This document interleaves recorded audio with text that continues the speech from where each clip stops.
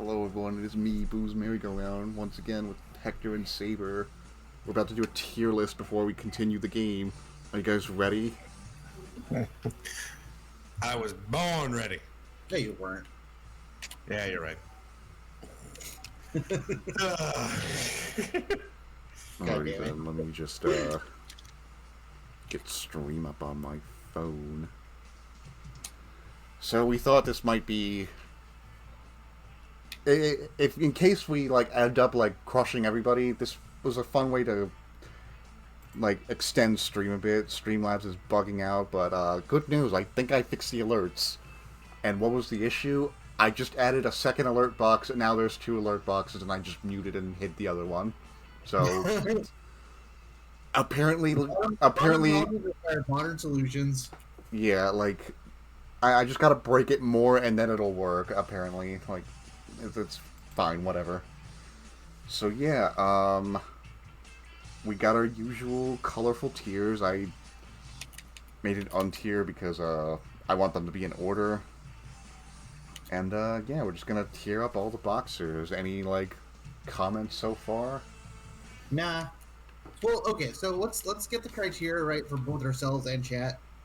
So the criteria is how much we like them, or how good of a boxer they are. I guess a mix of both. Like Saber said, he doesn't really know much about the gameplay, so he doesn't really have that aspect. But I thought well, define good as a boxer. You mean how difficult they are, or how good their strategy would be IRL or something like that? What do you mean? Kind of a mix of both. A mix of both. All right, yeah, sure. It's just a kind of a general tier list. We'll the more positives we think, the higher you go. The more negatives, the less lower they go, I guess. Yeah, that's fair. I like that. I'm going purely by their design and their character that they bring to the table. This is a vibes-based tier list. Do they pass the vibe check? I'm going to put Bold Bull up here. I'm going to put him in front of Soda because I think Soda should be after, but whatever, small things. Anyway, I guess we'll just get this show started then. First up, we got Glass Joe, French's Glass Jaw. I like Glass Joe. I think he's charming in how pathetic he kind of is. But it kind of makes me want, if they made another Punch-Out game, but it was centered around Glass Joe being an underdog boxer, I would play that. Yeah, I feel Oh, go ahead, Saber.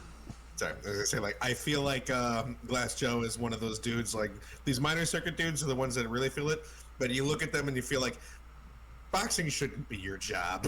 You should be doing something else. Yeah, don't quit your day job. That's funny you mentioned, because I was reading the Super Punch-Out posters on the instruction manual again, and funny enough, for Gabby J, it says that before he became a boxer, he was just a waiter for a cafe in the Eiffel Tower, and then he just suddenly was I want to become a boxer out of nowhere, and that's why he became a boxer.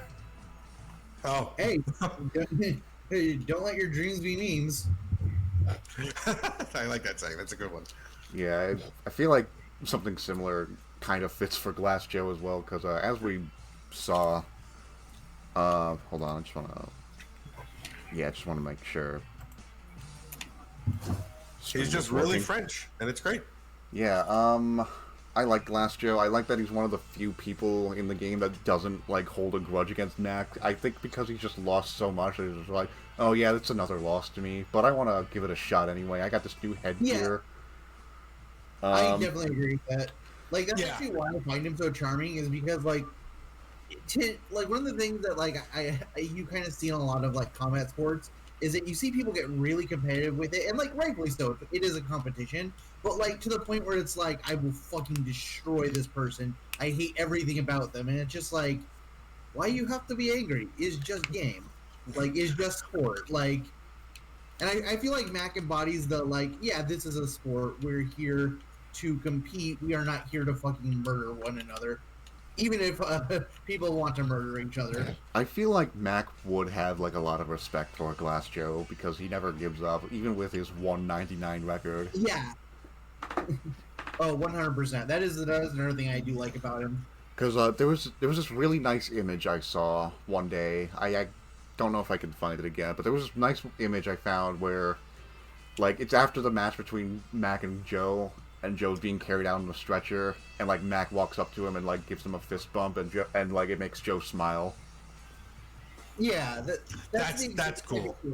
That's the exact type of character I envision for Glass Joe. I like Glass Joe. Yeah. Yeah. And I totally would want a game where we just have Glass Joe as the main character. Like, there's a mod where you can play as Title Defense Glass Joe and, like, fight everyone. You can't really dodge or anything. You just literally trade blows. And there's literally a fucking, like, instant KO button for that game because, like, you could do his Viva La France taunt and... Like, if you press it at all, the boxer just hits you no matter what. Like, even if you're not, like, in range of the attack, you just get hit anyway, and it's just a fucking instant kill. That's hysterical.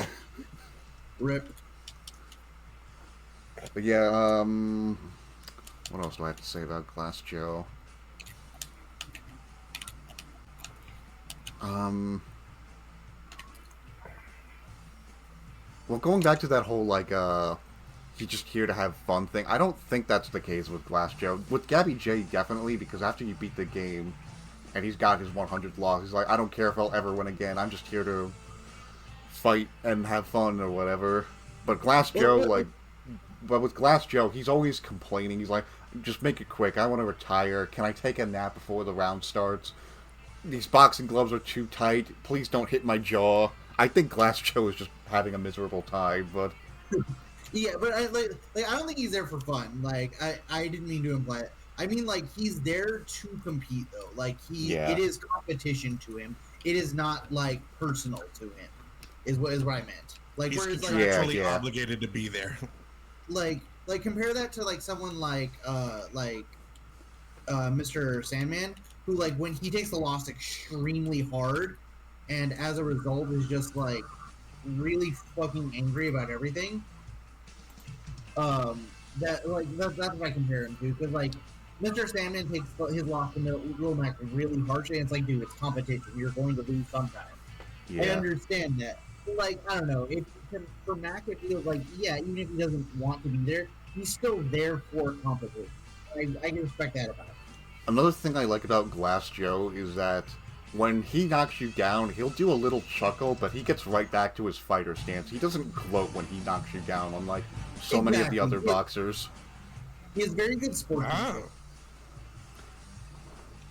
So, where do we want to rank Glass Joe? I like Glass Joe a lot. I would put him at, like, as in, like, an A or B tier. I'd put him in a solid B. He's a very solid B tier. Yeah, I'm like, personally up for S myself because I just like Glass Joe that much, but I'm fine with A tier. Okay. Understandable. Like, he's obviously not a good boxer, but I do respect him. So where do we feel like final verdict is? I think I'll agree with you. I'll throw him in A. Okay, A for Glass Joe. Next up, we have Von Kaiser, the German fighting machine. I think I actually quite have a lot of respect for. Yeah. Yeah, we definitely praised him a lot in the last stream, and for good reason. Big fan of his design. Big fan of his character.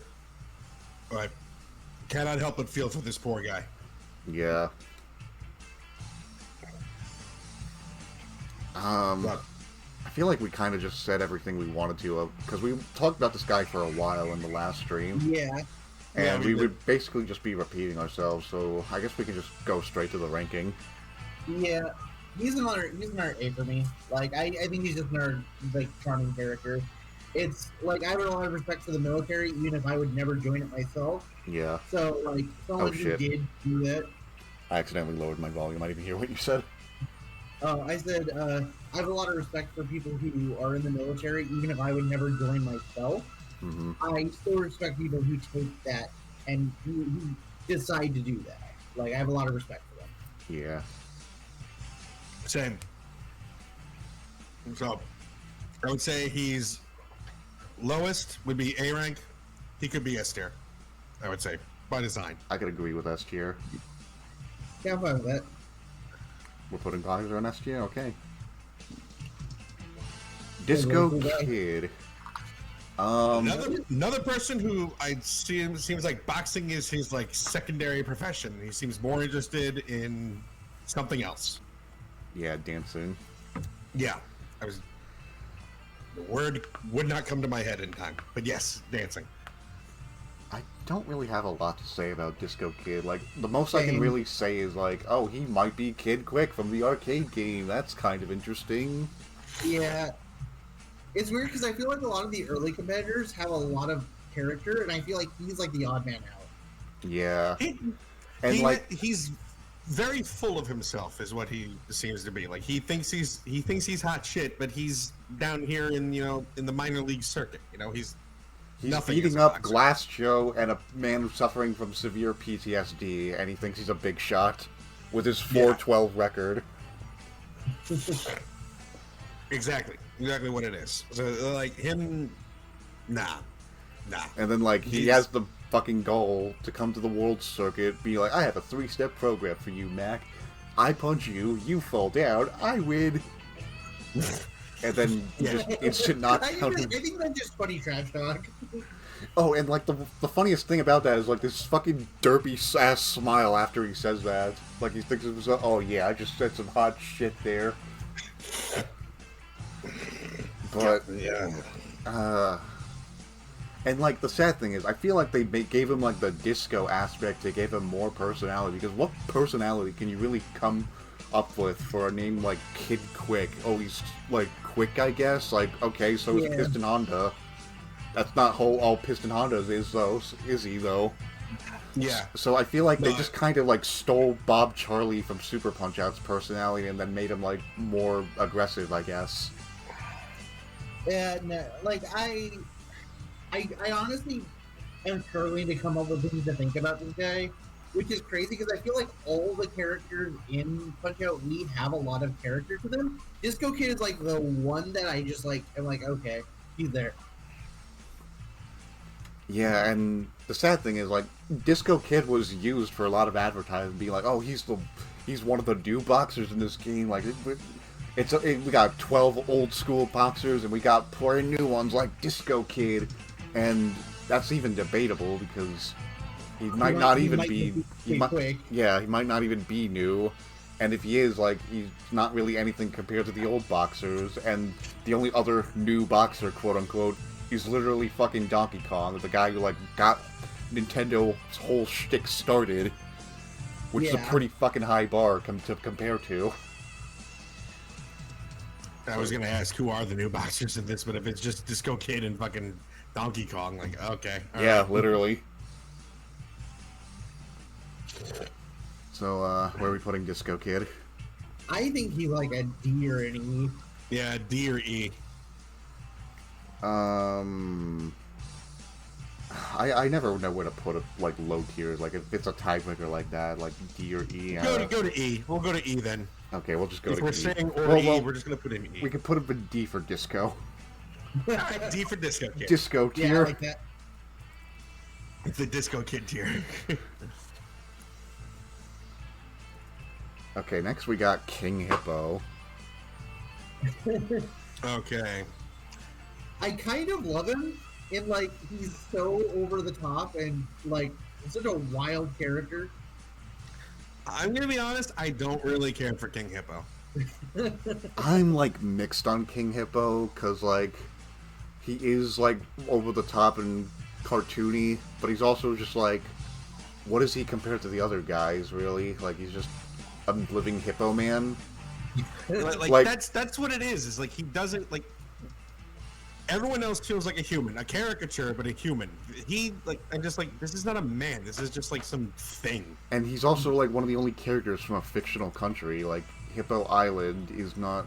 I mean, there is a Hippo Island, but it's literally in fucking Antarctica, so... Yeah, he's very obviously Pacific Islander. Yeah, it's his origin is Hippo Island, South Pacific, which, yeah, like, I guess South Pacific, that's a real thing, but, like, Hippo Island, that's a fictional country. Yeah, like, I've never been a big fan of King Hippo. I've never liked his design. Like, do we want to take into account the Captain N portrayal? I don't think I've seen that. Yeah, he's in Captain N as one of Mother Brain's minions. Generic Saturday morning henchman villain, I guess.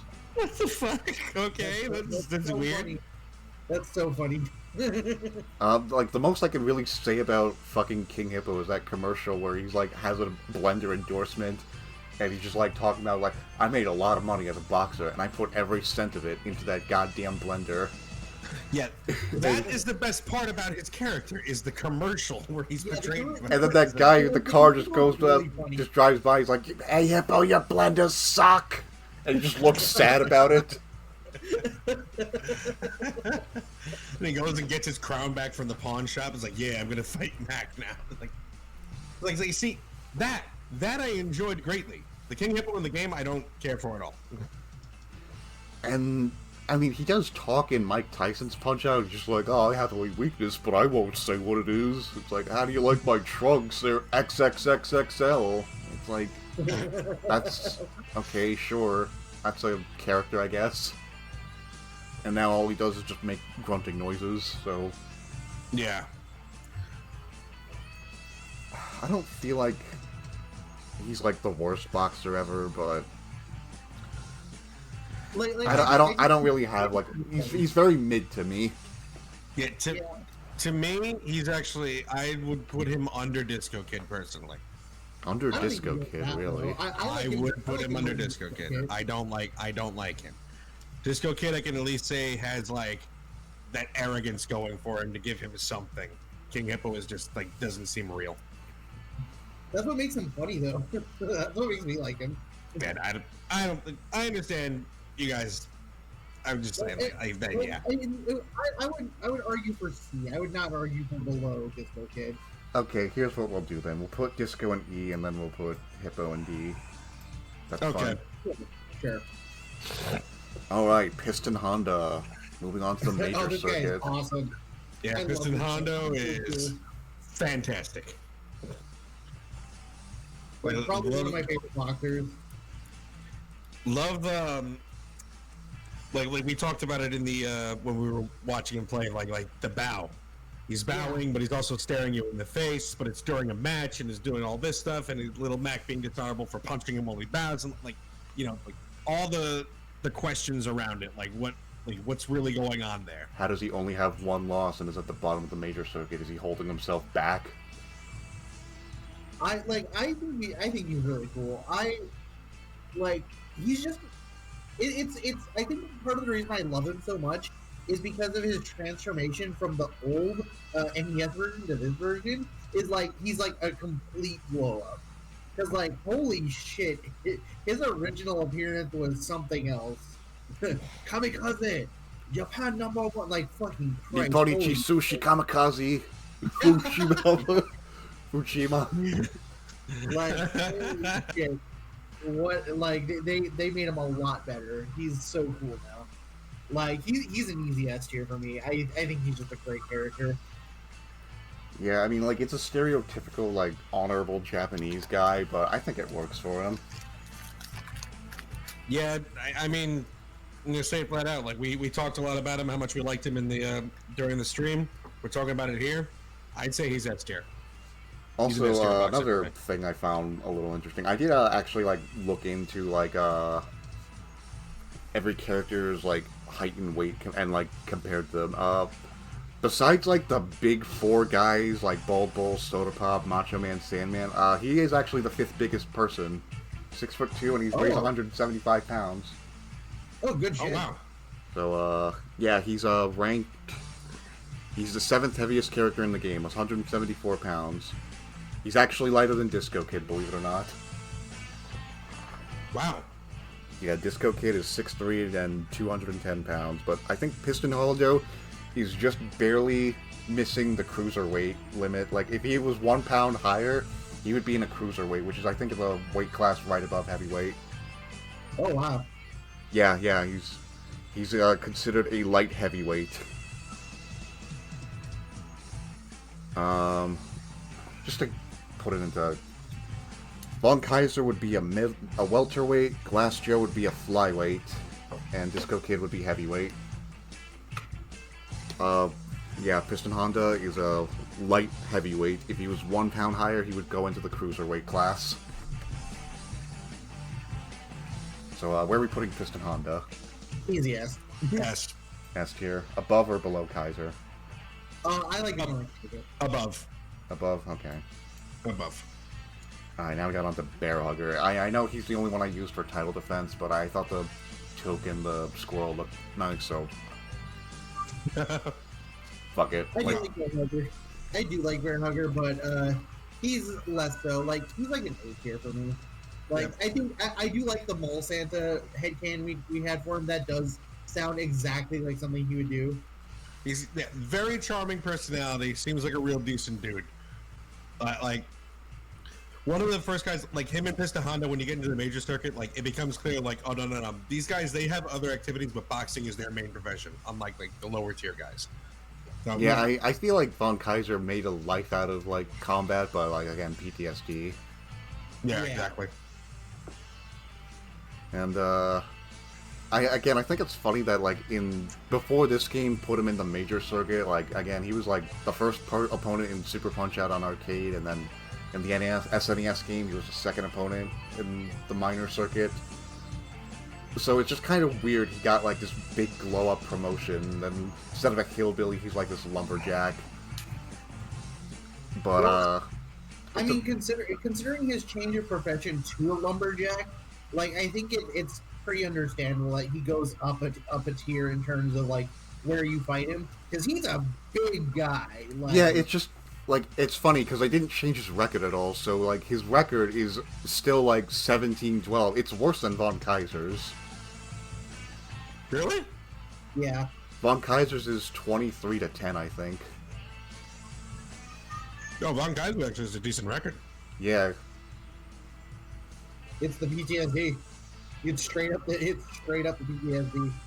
Well, maybe it's just he fought Glass Joe a lot. Maybe. We have to account that he at least lost once to Sandman, and I'm willing to bet Von Kaiser slapped Disco Kid around when he was younger, but then the PTSD got worse, and, like, Disco Kid got him once. So... yeah, that makes sense to me about how Disco Kid got higher. Yeah, because he only won 4 times. I bet, like, 3 of them were to Glass Joe.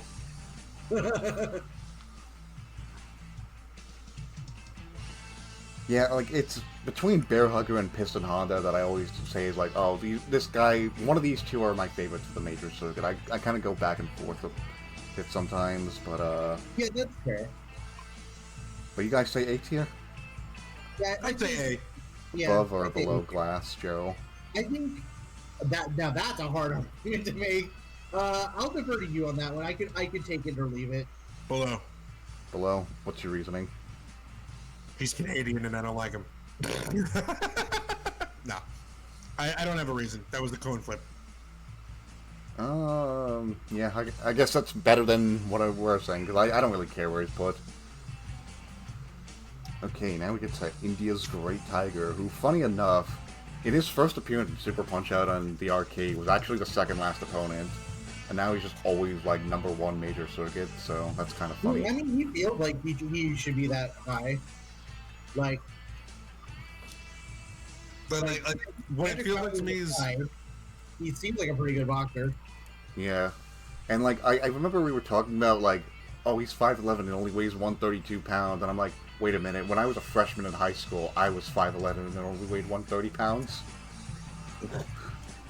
Yeah, but, like, he doesn't look like he should weigh 130 pounds. No, yeah. With his muscular build, like, he should be... Yeah, I was also, like very underweight, so... He should be probably, like, 30 pounds heavier. 30. Oh, I thought you said 30 times heavier. I'm like, what do you mean he's 30,000? No. 30 times heavier. Oh. He should be 30,000 pounds. Yeah, no, I like Great Tiger. I think he's another, like, I think he's like an A or a B tier for me. Part of why I think I would put him upper or higher up is because of the commercial. I hadn't seen that commercial. That one was fucking hilarious. Don't tell you said you were an idiot. You and your silly questions. I thought you said you knew the classics. They are the classics. They will be classics. in the That future. doesn't make any sense to me. I also love what, like, during his rap video, he's like, one of his lines was like, "I'm in prison. Please inform my mother." And it's just like, that's such a funny line. That's so great. Wait, let me see if I can't find the line real quick. Oh, I was roaring. I was like, oh my god, that's so funny. Yeah, it's so great.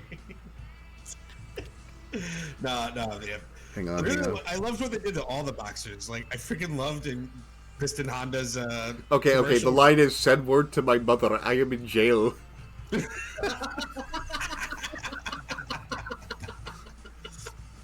I thought, Oh, like, they cooked. They fucking cooked with those commercials. That's so fucking funny. Piston Honda's commercial is great too. Like, I fucking love when he's like mad and he's yelling at the waiter in Japanese, and the guy just looks at him and just goes, "I have no idea what you're saying."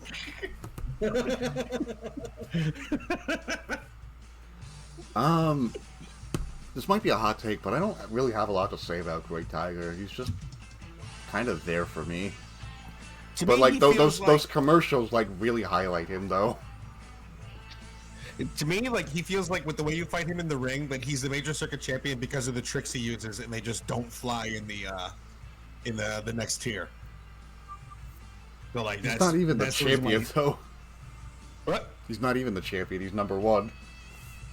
Oh, you know what I mean? Like the number one in the major circuit, Yeah. and like he can't get to the tier above because his tricks just don't work. They don't fly up there. Oh, and another interesting thing is like his record is like 24-5 or something like that, and he's only got 3 wins by KO, which is like strange to me. So he wins a lot by decision. Yeah, he's got 21 wins by decision. I mean, decision is still a real win. No, I'm not saying it like devalues his wins or anything. I'm just saying it's very interesting because like most boxers, like their majority wins are by like knockout, and Great Tiger's like the one whose majority of wins are by decision, and it's like a significant amount by decision. When I feel like in practice, like when players like would fight Great Tiger for the first time, I feel like his tricks will like get to you and knock out new players.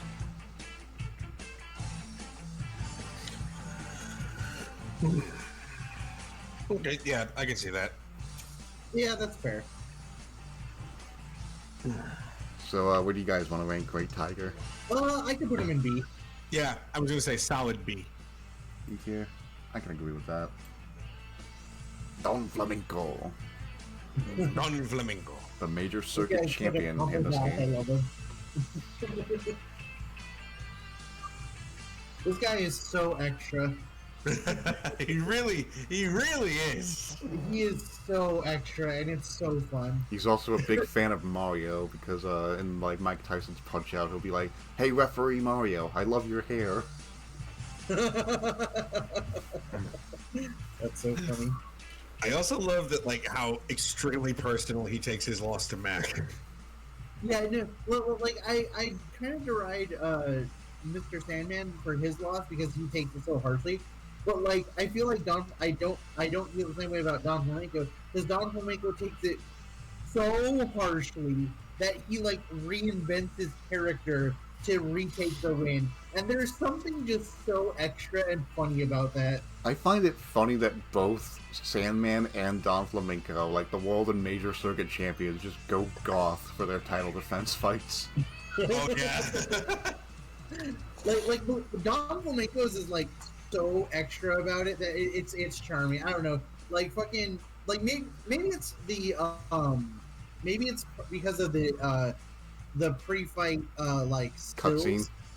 Yeah, because like Don Flamenco, like I see him like he's upset about the loss and like he's obviously furious, but he uses that as a way to improve. Like you see him lifting weights, you see him like it kind of implies that he's taking this very seriously and he will win by beating you, like through improving himself.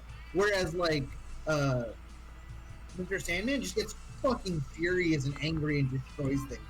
And I don't know, that's just like not as like The way I interpret it is that in contender mode, Sandman didn't really take you seriously, and that hubris of his lost him the belt, and now he's fucking pissed, and he's gonna actually start trying to fight you now.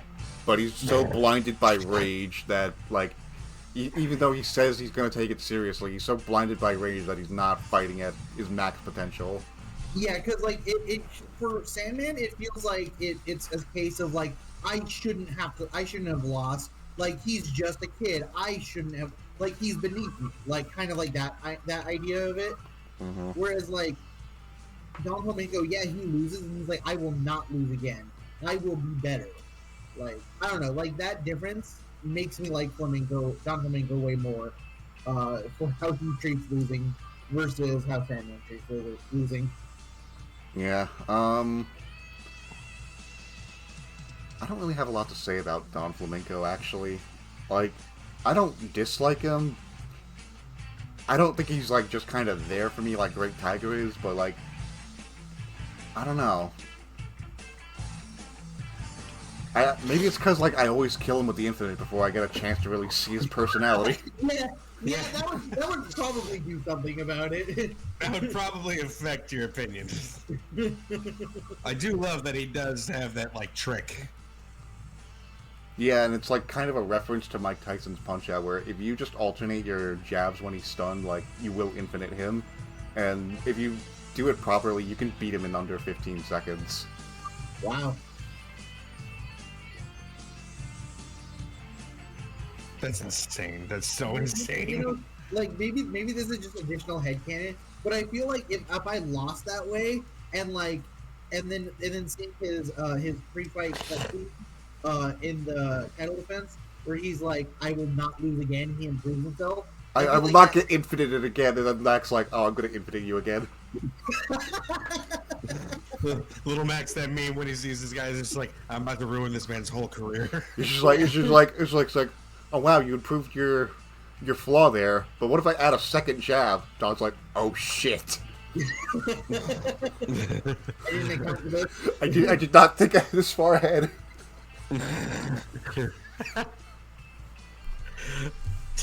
All right, I think he's B tier. Oh wait. One thing I do like about Don, specifically in the Wii version of this game, is like he's always egging you on to like hit him first so that he can like block and counterattack.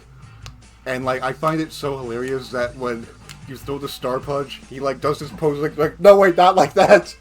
Yeah, that's funny. Like that. So we're putting Don in B tier. Yeah, I like him in A, but like I'm willing to argue for B as long as he's above Great Tiger. Okay. You want him above Great Tiger? You said. Yeah, I think he goes above Great Tiger. All right. Okay. What about you, Saber? Do you agree with that? I agree. He can go above Great Tiger. Okay. I personally like Great Tiger a little more, but I understand the reasoning. So yeah, it's fine. Hang on. Next up, the Fighting Irish. The scumbag himself. the if you like this character, you're an attraction to toxic men. Is he like the only boxer that in his like pre-fight cutscene, like before title defense, like shows to have a grudge against Little Mac? No, like a lot of them have grudge. Like, well, okay, not in title defense in the first round. Oh, the first round? Yeah. He's like the only one who's like, nah, I'm gonna fuck this guy up. Fuck him. We see him like defacing a sign for Little Mac in the locker room. Yeah. So like, yeah, Aaron Ryan is just like a he's a hater. He's a fucking hater. He's a professional hater. Got to where he is by cheating. Okay, sorry about that. Could you like repeat all that? My brother came downstairs. No, yeah, no. We were talking about Aaron Ryan, who's like got up to him, professional hater, and I asked the question of not in title defense, obviously, but in the first round fights for everybody, is he the only one that shows to have a grudge against Little Mac before he ever even fights him?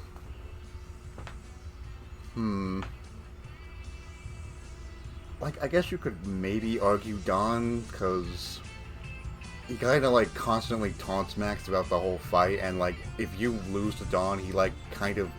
It's shown as, like, oh, he's a good sport, but I feel like he's just doing that for, like, the crowd and not because he's actually doing it. But, like, he, puts a rose on Max's knocked-out body, and I feel like he's just putting on a thing for the crowd, like, oh, I'm such a nice guy, I feel bad for knocking him out, but as you saw, like, in his title defense map where he's, like, fucking pissed off at Mac, I think he's just putting it on, like, for the crowd to make himself look better.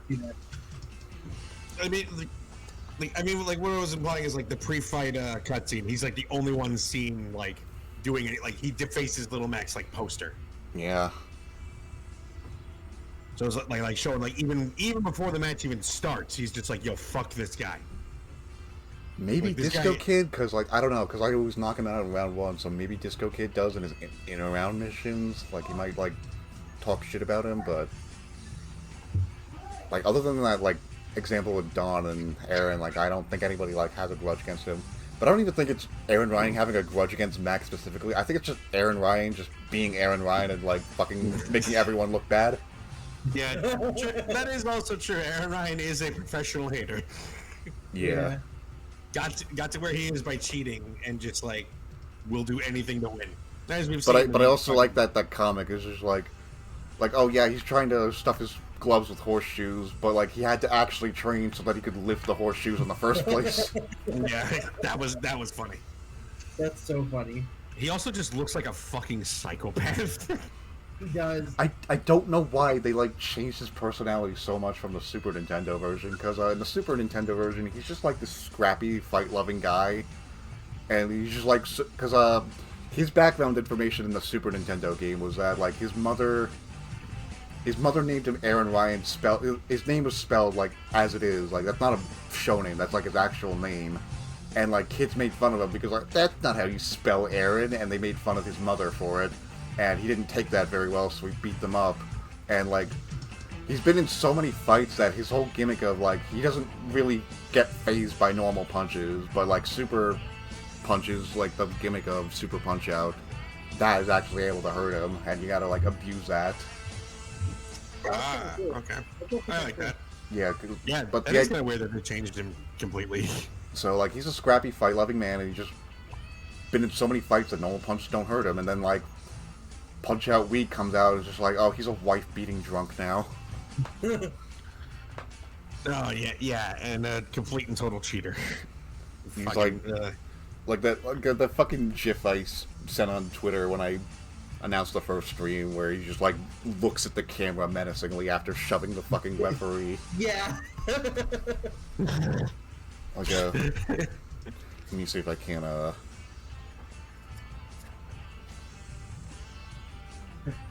Hi there, I'm Aaron Ryan, and I'm a real piece of shit. Piece of shite. Brings a weapon to the fucking ring. Aaron Ryan is a fascinating creature. That's the way to put it. That's definitely a way to put it. God, yeah. Oh, and he, like, makes references to McDonald's. When he knocks you down, he's just like, you probably got cheeseburgers and those gloves, have you, Mac? I'm surprised you can understand what he's saying. You don't look Irish. Yeah, I barely understand him myself. I think it's because, like, people online have told me what he... Because I could barely understand it, but, like, I've seen what people... I think I've seen people who can understand him just, like, type out what his quotes, and I just know them now. Yeah, because you're not going to understand him speaking Irish. What else is a good Aaron Ryan line? It's like, oh, you're pretty, like my sister. Oh my god. That's an actual line he has, or like, me sister hits harder than you, boy. Oh my. Like, bro, I think you got problems. I think you got a lot of problems. I think you got problems with your mother and sister. It's like I'm fighting, like breathing back. Just like the pictures, like Little Max there in the ring. Aaron Ryan jumps in, he's like foaming at the mouth, like snarling, and Little Max just looks back at Doc like, Yo, is this even allowed? Like, am I allowed to fight this guy? Is he allowed to fight me? He's just like, like now I'm just picturing like the referee like holding him like with a leash, and he's just like fucking barking and like foaming at the mouth like a dog. I'm coming for you, Mac. I'm coming for you. I'm coming for your cheeseburgers as long as you don't touch my Lucky Charms, Mac. Yeah, that sounds very on character for him. I'm willing to do that. Yo, Doc, I feel like I should be getting a rabies shot before I fight this guy. Join the Nintendo Fun Club today, Mac. Thanks, Doc. I'll get right on that. What's your favorite flower? Mine's chocolate. Doc, I'm in the middle of a boxing match. Knock the sucker out, Mac. Yeah, I do love the question where Mac is the only straight man in the entire world. He's just like, he just wants to be a boxer, and he's gonna go up against all these cartoon characters. I think Doc is also a straight man. He just like tells Mac absurd advice just to fuck with him. That's still one of the funniest bit in Little Mac's commercial. Dance like a fly, bite like a mosquito. Doc, I don't know what that means. You know what that means? Come over here. Let me tell you what it means. Smacks him on the head. Get back over there. Get back over there. Those commercials were so funny. I'm so glad you showed me them. I watched those. I watched those. I was like, I was roaring. They are so funny. I wish like more games did advertising like that. It's so funny. Something that I thought was funny is like every now and then I'll show my mom like stuff like that just out of context. So I showed her the commercials, and the part that she actually lost her mind laughing at is actually when Doc Lewis is sitting on the bench and he's talking about the other boxers, and he's like, "Great Tiger gonna be like a kitty cat." And the line that made her lose her mind and start laughing her ass off was like, "We're gonna be saying sayonara to Piston Honda." That's Japanese for goodbye. Yeah, we gonna give him a TKO from Tokyo. TKO from Tokyo. That was actually in the original Punch Out. Oh, cool. Yeah, Piston Honda said that. Oh, I do love that. That is a great line. But anyway, we got distracted again. Aaron Ryan, where do we throw him? I think he is he's so hateable, but that's also what makes him so fun. I think he's like a solid like A or B tier. I'm not sure where to rank him because like I feel like there's two different Aaron Ryans to rank because of the Super Nintendo version, and it's like, do I rank them both as one or do I rank like? No, you ranked this one. You rank cheating drunken Irishman. Just we Punch Out Aaron Ryan. I don't know. I feel like he's kind of like one of the big meme characters in Punch Out, and that just only make him more funny and hilarious. So. I'm fine with putting him in a higher tier. Yeah. A or B is also kind of where I'd put him. Maybe high A above Flamingo. Flamingo's not even... Oh, well, yeah, I guess that would be above Flamingo, technically. Oh, I'm sorry. I'm dumb. I'm dumb as hell. That's what I meant. Above Flamingo, below Bear Hugger, A tier. Yeah. Are you fine with that, Hector? Yeah, I'm fine with that. I personally like Flamenco more, but like I think it's so close, I'm not gonna fight it. I'm actually wondering if I like him more than Bear Hugger, but I think he's fine here. Alright, next we'll go with Bald Bull. Again, Soda Pop is normally next, but I feel like Soda Pop should be above Bald Bull, so fuck it. This is my tier list. Let's go. You just set up that desk in Central Park. Just be like, Bald Bull should be below Soda Pop in the Wii Punch Out. Change my mind. That is the hill that Boo dies on, or is undead on. I don't know. I don't know how that works with ghosts. Don't worry about it. Bald Bull is another one that I really just don't really feel anything about. His personality is just, I'm angry. Yeah, I don't don't get me wrong, Punch Out kind of works on stereotypes. I don't even understand what the stereotype for Bald Bull is. So I actually watched a video that points out every stereotype in like Punch Out, and the only one for Bald Bull was like, this could possibly be a stereotype about Turkish men being susceptible to male pattern baldness. That's it. That's all I got. Yeah, Bald Bull's like a C tier for me. Like, there's just not much to say about him. That literally is how I feel. I don't really have anything to say about him. I don't know. Like, C tier seems low for me. Like, I agree with you guys, but at the same time, I feel like Bald Bull is one of the most iconic boxers in Punch-Out, and I think that says something for him. Okay, that is actually a pretty good argument. Because, like... Iconic for longevity, but he really doesn't have anything going. He was Masked X in arm wrestling. Alright, fine. B tier. We'll put him there. That's all we need. We just need to give him a mask and say it was like B tier. He's appeared in other games and is in King Hippo. There we go. Okay. Yeah, I'm willing to put him in B tier, but he definitely goes below Great Tiger. Yeah. Really, I look at Bald Bull and all I think of is Super Best Friends play quotes. So yeah, like, that's how much I feel about Bald Bull. Yeah, and I feel like the most Bald Bull really has is one, he's iconic, and like two, like the Bull Charge is universally feared for like anybody that's not a like super competitive speedrunner. Yeah. All right, Soda Babinski. Oh, I love this guy. He's so fucking great. No, this is so great. This Russian dude just obsessed with soda. Like the thing I particularly love about just the design of Soda is like not even going to like the vodka drunk like stuff, but just like he's like the perfect like antagonist for this game.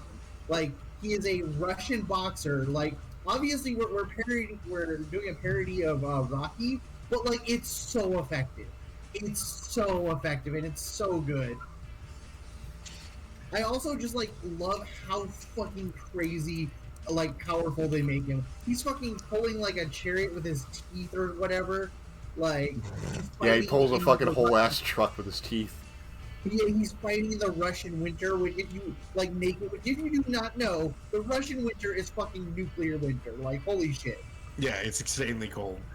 Nah, they give him a ton of personality in this, and it just the fucking fact that this dude like just drinks so much fucking soda and is that muscular, just like oh my god. Also, like going back to that whole like snow thing, there's actually a Doc Lewis quote where he's like, man, how's Soda Pop sitting in this cold ring with just those trunks on? I'm freezing in here.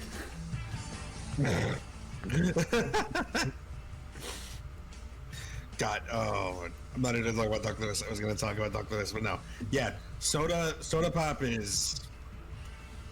me is A or S. Oh, he's an easy S. I think he's like one of the best characters in the game. I think where in S tier are we putting him? Very, very iconic. He's like the perfect antagonist for like. I'd put in between. I like Piston Honda more, but yeah, I would put him between. I agree. I do like Piston Honda more, but I kind of like him more than Piston Honda, but if you guys both say between, then I guess I can't say much. I mean, democracy prevails. Like I said, does the Helldiver salute? He is like the perfect antagonist of. Actually, I just realized something. You know, I'm not gonna say that. He also has like the fucking Ganon laugh, and he like straight up uses like Ganon Zelda 2 laugh in the original Punch-Out, which is funny, and also like a small thing about Soda Pop that I enjoy is that in contender mode, like he'll taunt you, but in title defense he doesn't taunt you anymore.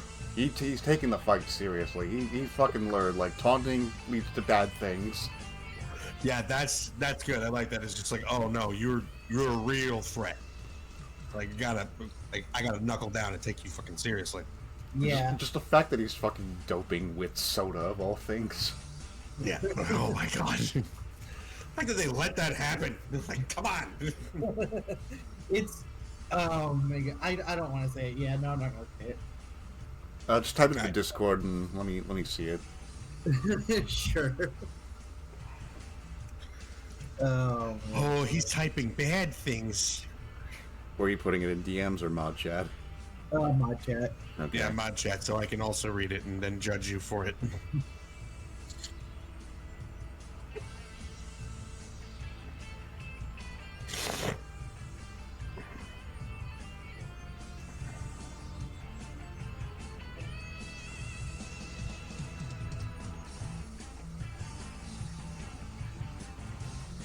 wish I could listen to the Major Circuit pause theme.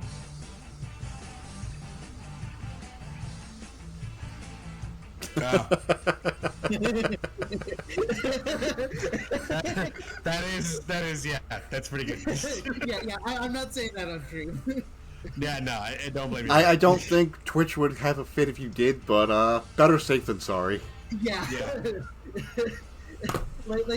That's not super bad, but yeah. It's a funny coincidence, but I don't think I need to say anything more than that. Yeah. All right. Okay. It's the Lady Killer, Super Macho Man. Fuck Super Macho Man. This guy, I hate this guy. You hate him? I hate him in the sense that, like, if you were an actual person, I would he's a scumbag. I would fucking despise him. I would be rooting for him to lose. But as a Punch-Out character, that's exactly what makes him a great Punch-Out character. Yeah, he's like Aaron Ryan. You love to hate this guy. That's exactly what it is. I think Aaron Ryan has more charm than Super Macho Man, but yeah. 100%. But he's just so cocky and arrogant. He's such an asshole. Oh my lord. Like he's like Disco Kid if Disco Kid could actually fight. I never made that connection, but that makes so much sense. I just find it funny that in Super Punch-Out, you fight Super Macho Man, who's already like this big super narcissist because he's the world champion in Super Punch-Out. Then you get the special circuit. It's like, oh, who's the next wacky opponent I'm gonna fight next? Fucking Narcissus Prince. So you fight another fucking narcissist right after Macho Man. Oh my god. Yeah, no, like he's like I said, as a if you were an actual person, I'd be like rooting for him to lose because he does not seem like the type of person I would want to see win. But as a Punch-Out character, that's like perfect.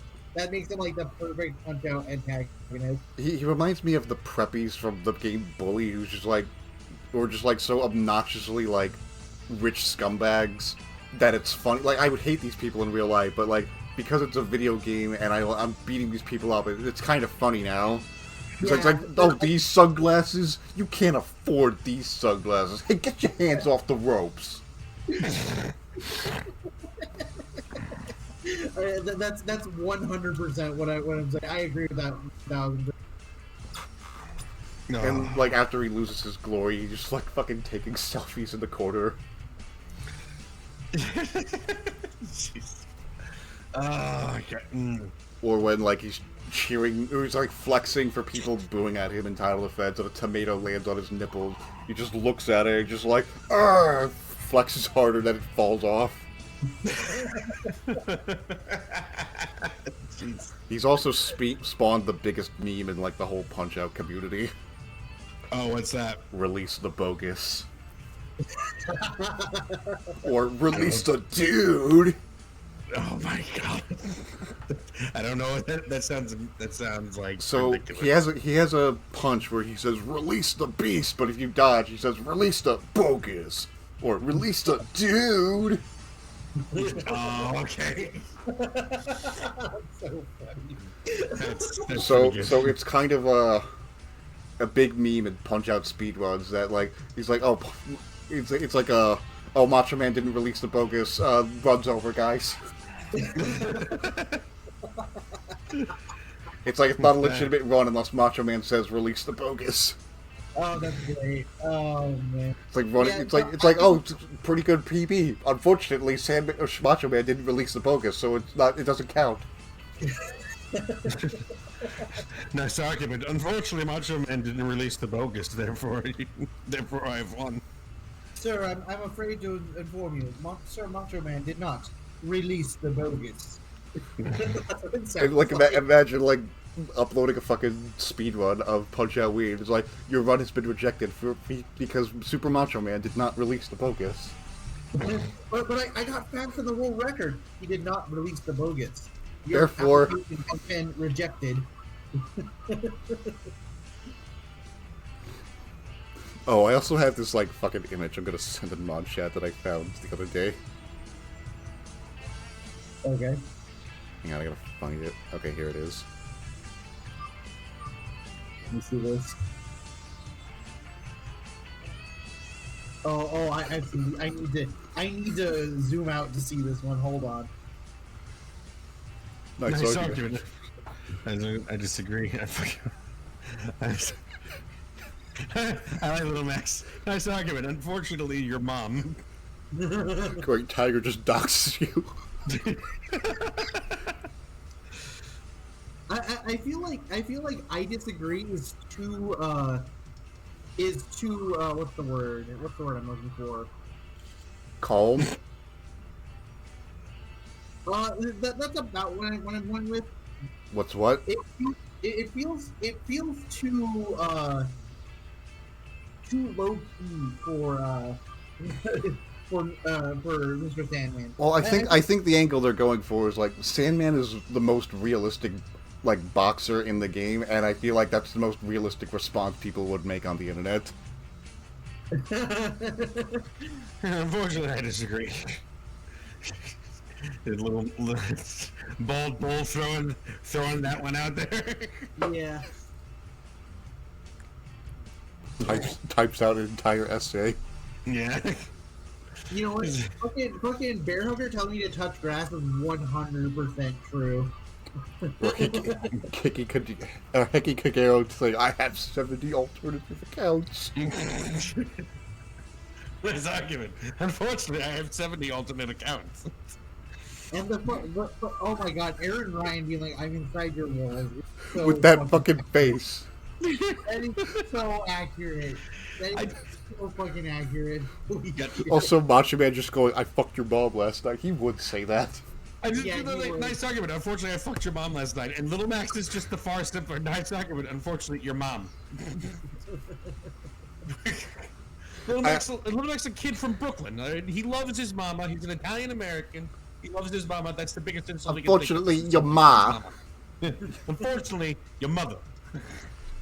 I think my favorite is just fucking either Piston Honda types up actual counter argument or Great Tiger just doxing you. Nice argument. Unfortunately, this is where you live. I really like I really like the Piston Honda one because it's like types of an actual counter argument. It's like that takes effort to do, and like that is 1000% in character for Piston Honda to do. He would go through the effort to type out an actual counter argument. Minor spelling mistake for Narcissus Prince. Oh my god. Anyway, back to Super Macho Man. I like him about as much as I do. He's a great villain. I think he's a great. You cut out who you said. Oh, right next to Aaron Ryan. Above or below? That's the hard part. That's where I need your guys' help. Below Aaron Ryan. Below, okay. Yeah, I feel like Aaron Ryan's more unhinged behavior puts him slightly above Macho Man. Yeah, I can agree with that. Oh shit, somebody's in chat. Oh shit! It's Sander. Oh. Thanks for redeeming your daily ticket. You have 5 tickets now. It's a big fucking deal. Enjoy the merry-go-round. Nah, I'm not gonna keep going. Alright, the world champion, Mr. Sandman.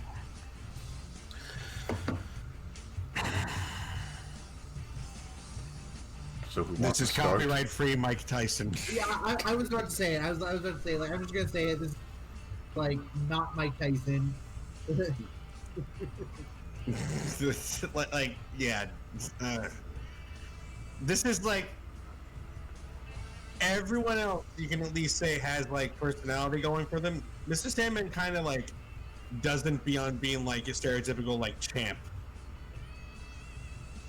I really have nothing to say besides copyright free Mike Tyson. That's really it. Yeah. For me, I think just his concept of boxing is his life. He's the Sandman. He's gonna knock you down. He's gonna put you to sleep. He's gonna give you your goodnight kiss and put you to fucking bed because he's the Sandman and knocks you out that way. And I find that kind of all he needs to be for his personality because he's the world champion of the world, like boxing. Yeah, no, so, I definitely agree with that. I'm going to defer to you, Boo. Where do you put him on this list?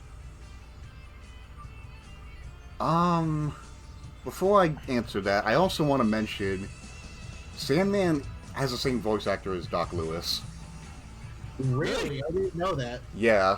Huh. And I read this comment like a while back that I completely agree with, where the tone like of this guy voicing Doc and saying Mac Baby, like it sounds warm, it sounds encouraging, but then like in title defense, Sandman starts calling you Mac Baby, and it sounds sinister, like he is up to something nefarious, and it just adds that intimidation factor to me. Oh, that's really cool. And then it's from the same voice actor? It's the same that's voice actor. Really fucking cool. Oh man. Like I don't really have much to say about his contender mode fight. I will give that, but I think his title defense fight, where he's just absolutely fucking livid that he is going to punch down a building because he's just so angry at you, and just another great detail about Sandman, like you knock him down in title defense once, and he gets back with all his fucking health back. He's got like a really massive health bar, as expected of the world champion. I guess like not anymore, but still. And then you knock him down like either twice in one round or like after 3 times, he gets back with like almost no health back, and then he just gets fucking furious. He's sick of playing with games. He's just unleashing this blind rage of fury, hoping to just overwhelm you. And if you manage to weather the storm and get through it, like, he is just open. Because another thing about Sandman, like, even when he's stunned, he has the fucking common sense to block his face. So you have to punch him in the stomach. But actually, another really interesting detail that's sadly never really shown, because realistically, you will never be in this scenario, because after he gets into his Berserk Rage and after you weather the storm and get to the Berserk Rage, you get a star, and if you star punch him, that's an instant KO. But if you decide not to use that star punch, he actually changes up his tactic. He doesn't guard his face in a stun anymore. He actually starts guarding his stomach. That's really cool, actually. Oh. Yeah, he tries to, like, fake you out that way. I mean, like, again, you're never going to see that, because at that point, you're probably just going to instant KO him, but I think that's a neat detail. And yeah, like, I just really like Sandman. It's usually between him and Von Kaiser that, like, battle for second favorite boxer. Interesting. Like, I think he's just very... his personality is very simple, but I think, like, there's a complexity in that simplicity, you know? Like, I think it's all it needs to be. He doesn't need to be more than this. He's just a boxer. He's the world champion. He's no nonsense. Boxing is his life. He doesn't really need to have more than that. Like, he's dedicated his life to boxing, and he became the champion, and it shows. You know what? You convinced me on him. I like that. I actually really like that.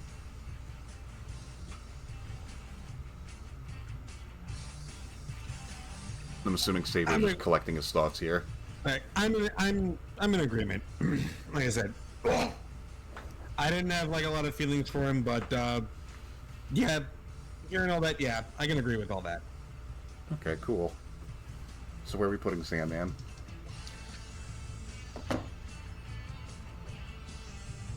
I guess after that, I still like Von Kaiser more. So with him, I would say either at the top of A or the bottom of S. I'd say bottom of S. I think Boot made a very compelling argument for him. I think bottom of S is okay. Bottom of S. Okay. Yeah. I thought you said bottom of A at first. I'm like, that sounds weird, but okay. No. Bottom of S. Cool. Donkey Kong. How do we want to like actually rank this guy? Do we rank Donkey Kong as a whole, or just for this game specifically? We have to go just this game specifically because we're only ranking Wii U punch-out boxes. So just this game specifically. Why the fuck are they putting the gorilla up against a 107-pound kid from the Bronx? Because funny. So fun fact, it was originally supposed to be Princess Peach. What? I'm not kidding. I'm not kidding. It was supposed to be Princess Peach. Nintendo changed it at the last second because they thought it would be. They thought it would be controversial to have Mac hit a woman. Yeah, no. Yeah, no fucking shit. That is. Whoever made that decision, that was very heads up. Thank you for making that decision. Holy. Like, if they were gonna do something like that, they should have had him fight Mario. Yeah, But no, could 1000% agree. But could you fucking imagine just like seeing Peach with like a fucking black eye from just getting punched in the face? No, repeatedly? no, I don't want to see that. Oh my god! There's only one way it could be, and it's if they made you play as Aaron Ryan. Oh god! Yeah, for that one fight, Peach just takes on Aaron Ryan. And as Aaron Ryan, you gotta teach this princess to stay out of the ring. Oh my god! and a neat detail of this game is that like the more you punch someone in the stomach, like their stomach gets like really red and bruised up. Like, could you imagine like Peach in her little sports outfit with like a red bruise on her stomach? This is holy shit! I'm just trying to picture it, just be like, look back at the end, like, yeah, I did it. I beat up a woman. I beat up a petite princess. I beat up like 110-pound woman. Oh no! Oh god! Oh god! Oh god! What have I become? I've become Aaron Ryan. I've become Aaron Ryan, and Aaron Ryan's just like cheering in the fucking background of the audience. Aaron Ryan's holding up a sign that just says "fuck that bitch up." Just like, yo, bro, what? Bro, why are you so happy about this? Fucking Piston Honda just shakes his head in disapproval. Yeah, it just shows every boxer's reaction. Every boxer's just like disapproving. Like Sandman's laughing that he just made a fool of himself, and Aaron Ryan's just like, yeah, Mac, fuck that bitch up. That's how the game ends. He fights Princess Peach, he knocks her out, and then he's just canceled forever. Everyone's just like, alright, you're gonna have to give up that belt. And he's like, you guys put her in the ring, you made me fight her. Aaron Ryan hugged by angry fanboys.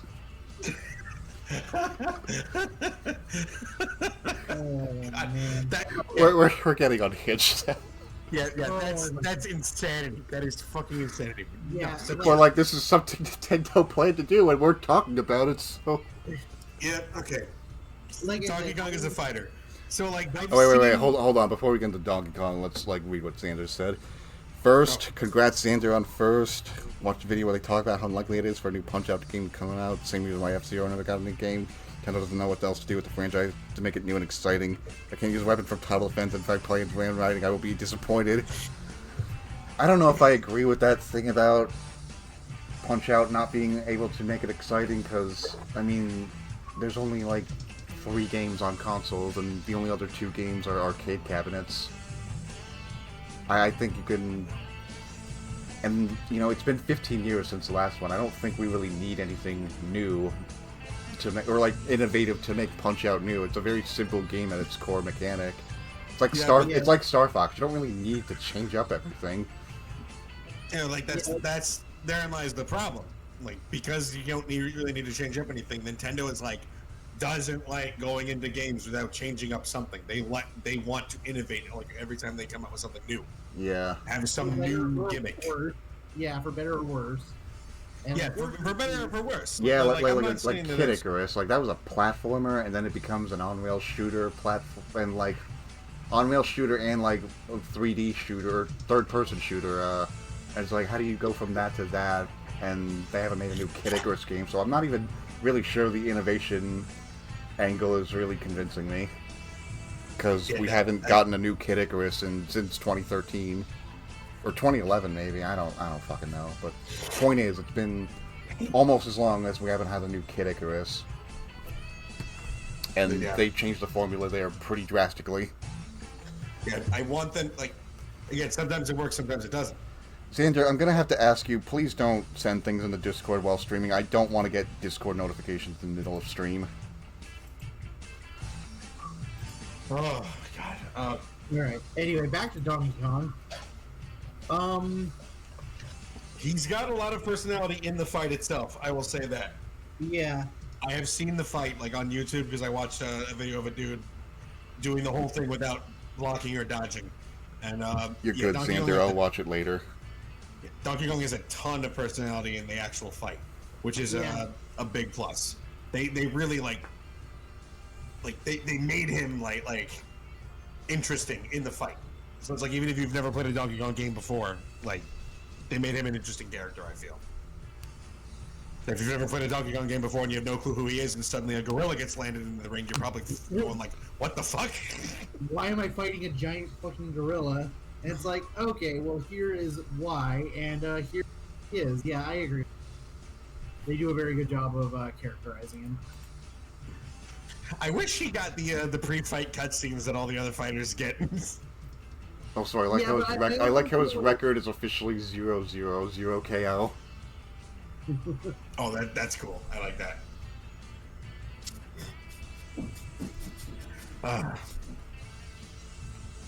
All right. I don't really have much to say about Donkey Kong and Punch Out. Like, I can't really just suspend it to just Donkey Kong and Punch Out. It's Donkey Kong. Yeah, it's like he's too iconic of a character to separate him from what he is outside of Punch Out. Yeah. Yeah. Okay, so what are you guys feeling? He's like an S tier. I think he like has to be an S tier. I just don't know where in S tier because he's a fun character. They did a really good job of like putting him in this game. I'd say A. Yeah, I can't say above Glass Joe at all, but I could say bottom of A probably. Interesting. Yeah, I'm outvoted.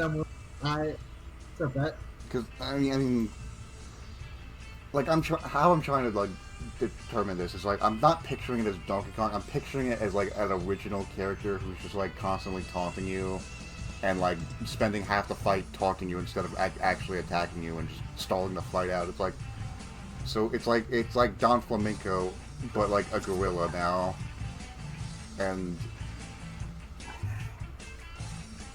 like there's not really much to that. Like I think part of the reason the fight works is because it's Donkey Kong. You see his big shitty grin, and like all the bananas, and like Donkey Kong just being Donkey Kong. I don't know if I'm explaining this very well, but yeah, I don't really know how to rank Donkey Kong, honestly. Like Yeah, you guys can just rank him how you guys want. I don't really care. A tier is fine with me. That's how I feel. I'm not willing to fight it. Like where did you guys want to put him? Like I'm very flexible with where I want to put him. Above Macho Man. You want to put him above Macho Man? Above Macho Man, below Aaron Ryan. Yeah, that seems fair. Let's save the real personalities outclass Donkey Kong in this. Yeah. Like again, I'm just trying to picture him as like an original character and not Donkey Kong, and it's like a fine personality. It's just like it's not much depth to it, so it's like closer to B to me. But I think A is fine. Like I think the fact that he's Donkey Kong saves him. Yeah. Hello, Engel. Let's give a shout out to Engel real quick. Is that your cat? My cat? Oh, who's that? Engel, she's in chat. Oh, I can't see chat. Yeah, because I'm streaming off the browser instead. That's how you can hear the music. Yeah, that's my apology. Like I keep forgetting I can't see chat, so like when you say things like that, I'm just like, oh, is he talking to a pet? No, Linda is my cat. She's sleeping right now. My apologies. Okay. All right, now we have Next the referee as a joke that we added on here. He goes in C. He's a very fair, very official, very mid. So I actually have something I want to bring up with the fucking referee that I someone pointed out in the comments on a video, and now I can't unsee it. Someone said that the referee from Punch-Out looks like the first Ganado Leon finds in Resident Evil 4. Son of a bitch. You guys can see it now, right? That makes me so mad. I can't unsee it now. Thank you. You have cursed me with this knowledge. Oh my god. Yeah, son of a bitch. That's so funny. Okay. All right. I'm actually the dog from Dog with a Blog. Cool. I don't know if that's like a reference or something, but it sounds like one. Oh. Man. So now, like, I'm just picturing the fucking referee, like, shouting, like, the Ganado lines from RE4. Udanino! I don't know any of the fucking lines by heart. But Yeah, I don't speak Spanish. I'm not gonna pretend to. Yeah, I barely speak English. The referee. Here's something I find interesting about the referee.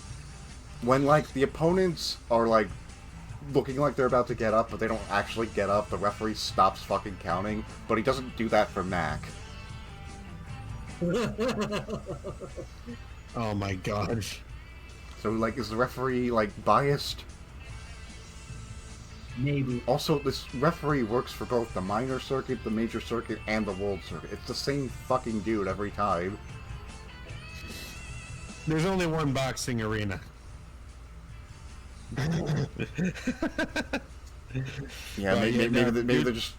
I don't know, because, like, the minor circuit looks like this fucking rundown gym with a fucking disco ball hanging in there. It's like Sunday bingo on the weekends, and a boxing arena, like, on the weekdays. Identical triplets, overworked and underpaid? Maybe. I mean, it's Lord... Yeah. It's fucking Lord Sadler's Ganados. Yeah. That's how he gets money to kidnap Ashley. He needs money to keep this church up and running. Faith and money will get you anywhere, Sadler. Anyway, that's enough Resident Evil 4. What else can we say? He was Mario in Mike Tyson's Punch-Out. Everyone knows that. Yeah. I think it would have been nice to have a Mario cameo, but I guess Donkey Kong is good enough.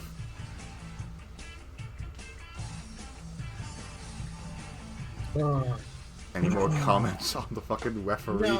No. I think he's funny. I think it's funny that we decided to rank him. Yeah, I'll just put him in C. Yeah, boom. C for referee. Alright, Doc Lewis. I bet we all have a lot to say about Doc.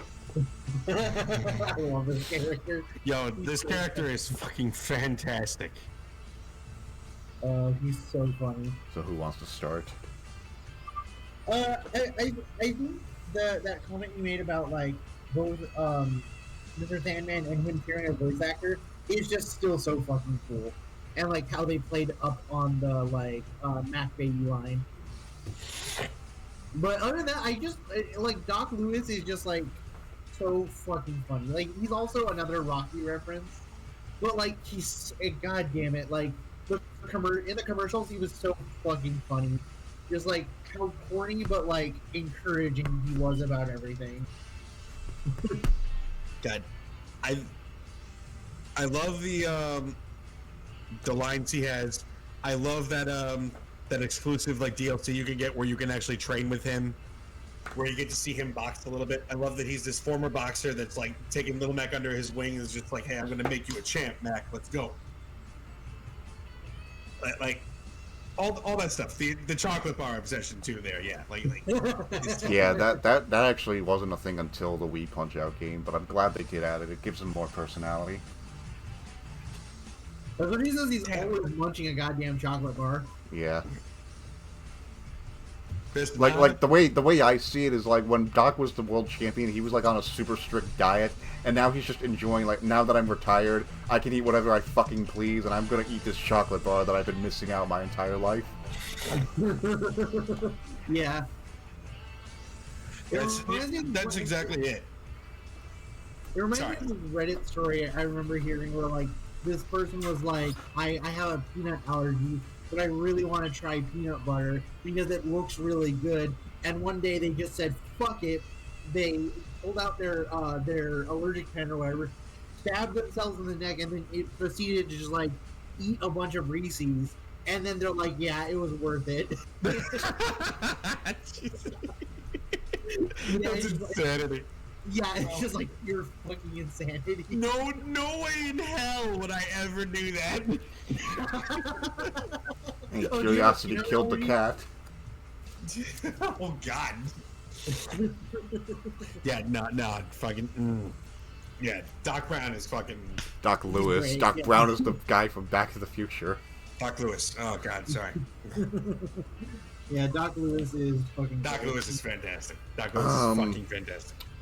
God, like Doc Lewis.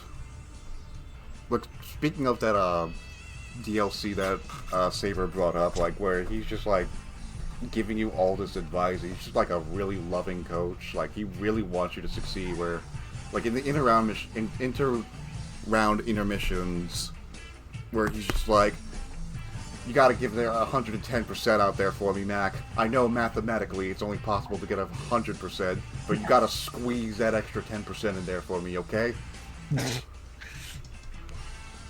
And like he's just got some really like he's normally portrayed as like the goofy, like fun-loving coach that like makes getting this belt like he's there as like to cheer you up like if you're down and like keep you pumping going when you're like succeeding but not getting ahead of yourself. He's just like, but he also has some like really good serious moments too. Like if you lose to him, he's just like, he's not like condescending about it or anything. He's just like, look at the difference in the way I move. Or like if you win 100 times in Punch-Out in this game and you don't clear a challenge, like if it clear a challenge, this gets overwritten, but every 100 wins, Doc Lewis will say, like, alright, listen up, son, I'm really proud of you. Great job. But I need you to understand, keep it in the ring, son. You don't want to be a bully outside the ring. Oh, damn. Yeah, he's just a good guy. He's just like genuinely a charming character. Like he's like the easiest S tier for me. And the last stand cutscene, I don't want to spoil it for anybody who hasn't watched it, but like, God, the last stand cutscene. That's a good fucking scene. I need to switch off the major circuit. We've been listening to this theme for like fucking forever. Let's listen to Yeah. I want to watch from like specifically this username because anybody else who uploads Punch-Out music for Extended doesn't loop it properly other than this guy, and it's fucking annoying. Let's listen to the titled bout fight. Oh, that's minor circuit. Come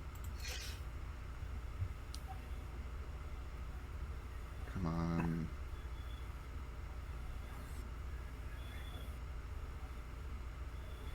Major circuit title.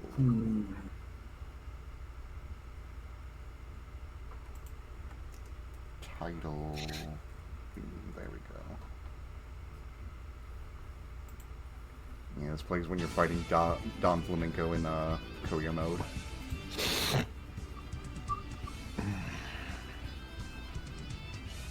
There's a comment that gives Macho Man an infraction for lying about how old he is. Yeah, there's infractions for everything. I don't really want to get into Punch-Out infractions because I just like...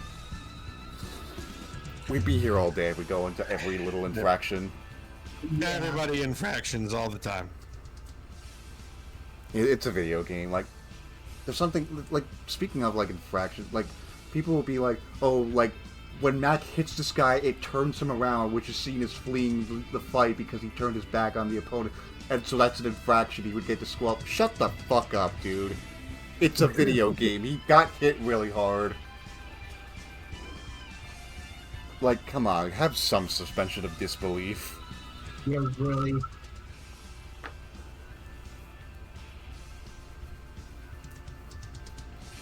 Okay, alright, so have we ranked Doc or We haven't ranked Doc yet. I'm just wondering if there's anything else I need to say about him.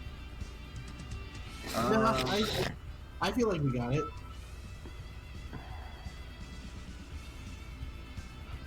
Yeah, where do we want to rank Doc then? Easy S tier, third S tier. Easy S tier. Yeah. I say Yeah. S tier. Mm, you know what? I I'm gonna think I say think it. I'm willing to put him above Honda. Yeah, that's what I was Okay, going I would Yeah. put him above Honda. I'm sad like this fucking website cut his head off, but sorry Doc. Oh yeah, and here's like all the title defense. So Right, and Little Mac. Little Mac. It's The player- crazy how I'm it's glad crazy how I. much personality they can give Mac, despite him barely saying anything. Sorry, like you turned into a robot there for a second. What did you say? I said it's amazing how much personality they can give Mac, despite him basically barely saying anything. I was gonna say I'm glad he doesn't say anything because like he talks in NES Punch Out and he's kind of a little bitch. Because he's like Doc, he's hurting me. It's like like could you imagine him saying that every in around the mission? Like Doc, he's hurting me. Doc, help. Oh God. I don't know. I do really like his characterization in the game. They do a really good job of selling him as an underdog, both visually and like personality wise. He definitely feels like the type of character like we haven't seen it here because your run has been like basically perfect. But like if you do lose or you do get knocked down, I like that there's a chance that even if you get knocked down like when you shouldn't be able to get back up, you can grit through it and still fight. And I think that just like that sums up Matt's entire character. Hold on. No.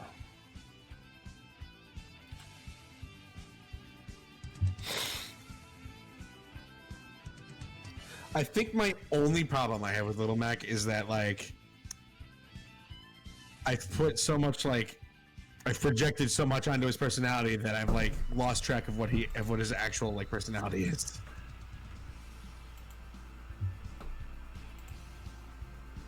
Okay, my brother came back down.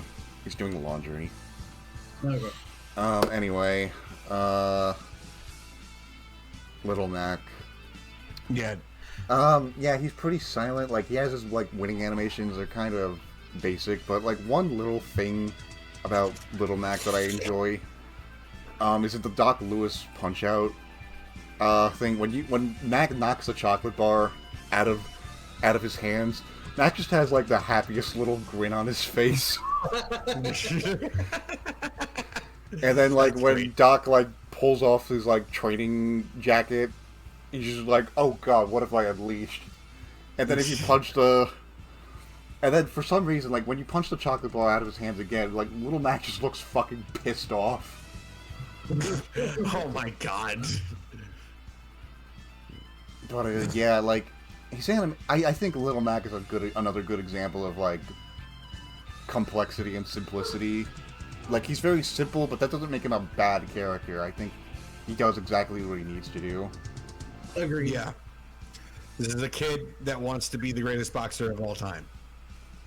And they do a great job of making him like that without giving him a whole lot of like enough to project a personality onto, essentially. Like, Yeah, like, bigger personality. like I know that's, like, a common criticism with Link is that, like, Link is supposed to feel what you, as a player, feel. But, like, a lot of people criticize it's like, well, Link is still, like, kind of a blank expression until, like, Wind Waker Link came out. And I feel like Wind Waker Link is a good comparison to Little Mac. Like, he does express emotion, but he also is, like, up to the player's interpretation of how he wants to portray, I guess.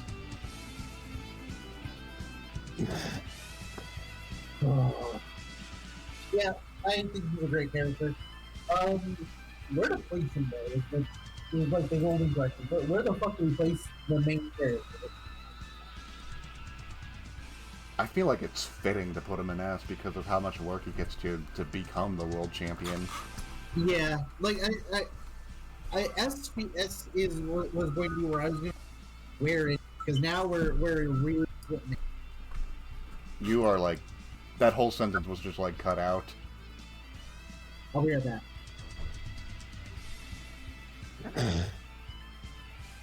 Technical difficulties on Hector's end, chat.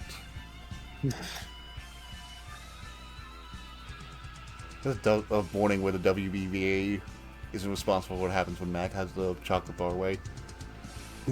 Yeah, that's weird, because it's like a practice fight, and that's another thing I hate about the fucking Punch-Out wiki. Like, it lists everything Doc does wrong as infractions, but, like, here's the thing, it's not an official match. He's literally just training Mag. There are no fucking rules. There are no infractions. What the fuck are you talking about, Punch-Out wiki? I'm not talking about... Xander. I'm not saying the message itself is an infraction. I'm just bringing it up as something else that it's reminded me of. Okay. Can you hear me now? Yeah, I can hear you. Yes. Okay. So we're talking about Mac. Like I said, I think he's an easy F. I just don't know where in F he's putting, because now we're splitting hairs. Oh, sorry, I kind of wasn't paying attention. What did you say? Can you hear me? No, I can hear you. I just was, like, reading something else. Oh, no, okay. Yeah. I said he's an easy S, but where in S, I don't know, because now we're splitting hairs. Oh, yeah.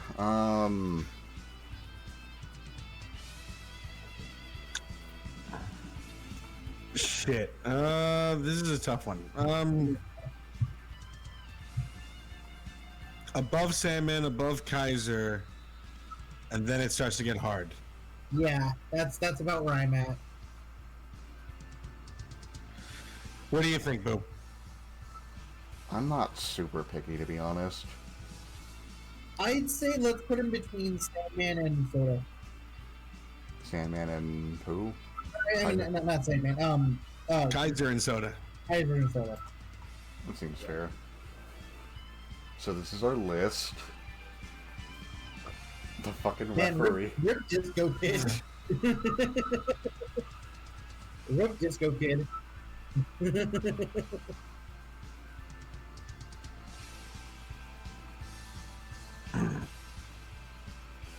Any final concluding thoughts? Yeah, fuck Disco Kid. Disco Kid sucks. Rip Kid quick. Oh man. Let's see. I don't know. My only final thought about this is I wish we had another Punch-Out game. I really wish we had another Punch-Out game. I was hoping one would come up for Switch, since you could use the Wii cons, the Joy-Cons as like boxing glove, boxing like thing. Yeah. I was hoping for one on Wii U, and it would be called like Punch You Out or something. Oh, that would have been so good. That would have been awesome, actually. But like I said, I'm hoping another one will come out, because this game has so much personality going for it. I wouldn't be against like a remake of this game or like a port for like the next gen Switch, and it just is included with the Doc Lewis DLC. Yeah, that would be great. Nintendo, get on it. Come on. Alright then, I guess let's get back into the actual game now. Yes. On that note, though, I will step out for a bit. I will be back in a little bit. I'm just gonna go put some food in the air fryer. Okay, cool. Okay. I'm gonna run to the bathroom real quick. Cool. That'll give me time to switch sources and such.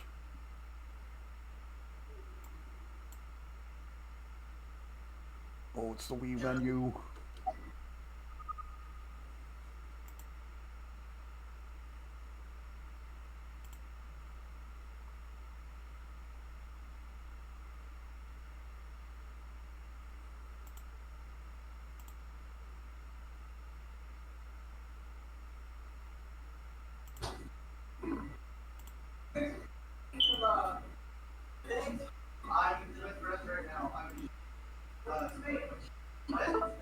Oh, Hector forgot to mute himself again.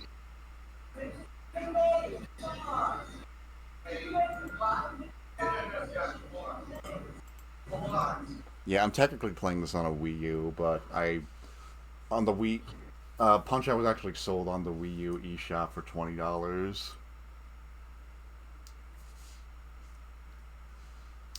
But I do have the original disc too, still.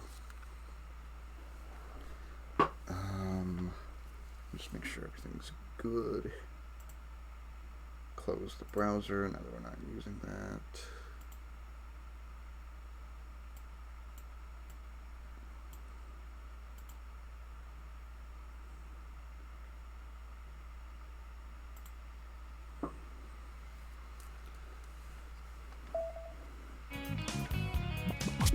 Okay then. Right before stream I found a strategy that might work. It's gonna take a few resets probably because it's still very hard, but I have a strategy at least. That tier list actually took a little longer than I thought, so we'll see how far we get tonight.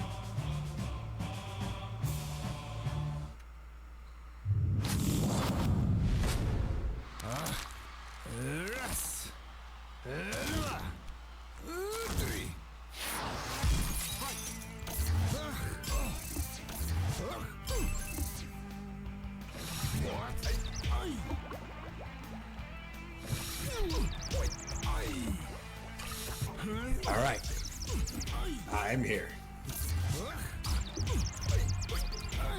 Gonna knock this dude the fuck out. Hopefully.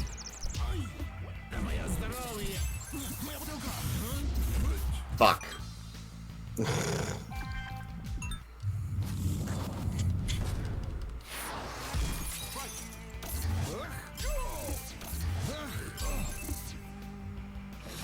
Yeah, you really got that down with the to get the stars.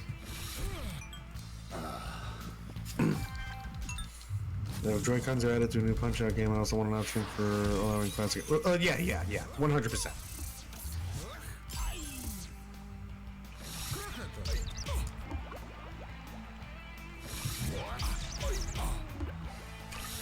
God damn it. I don't know why I pushed right.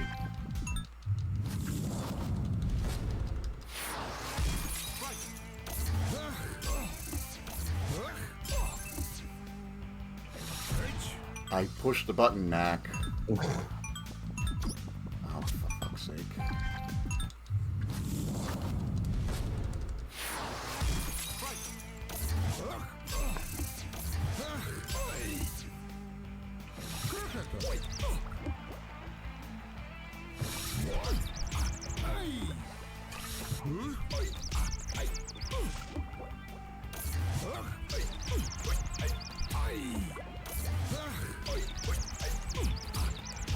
Especially, yeah, that's true.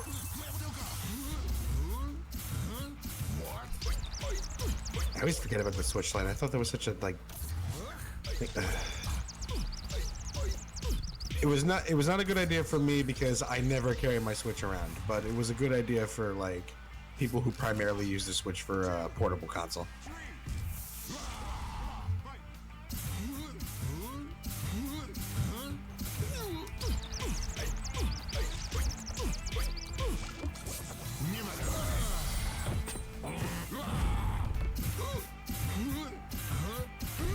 Fuck.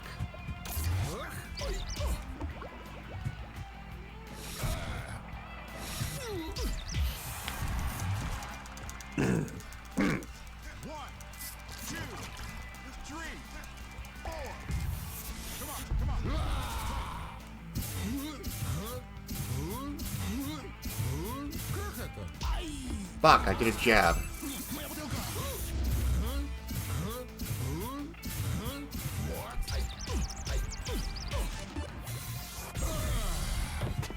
No, we gotta reset. He's not gonna go down before round. The world's most famous puncher. Shit. I gotta get those stars. Little Mac back on top. Yo, what's up?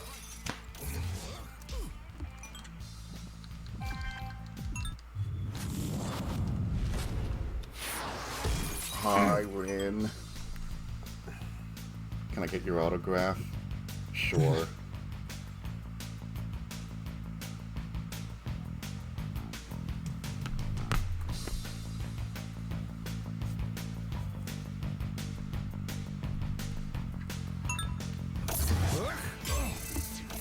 Oh, Lord.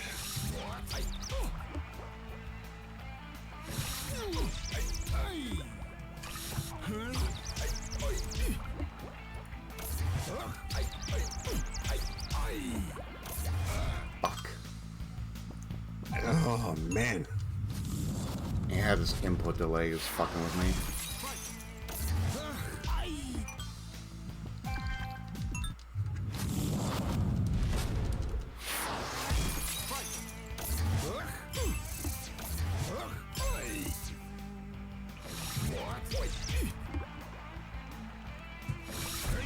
I'm like timing it by when the second uppercut comes out when the clock reaches 2:34, and I'm using that to time myself.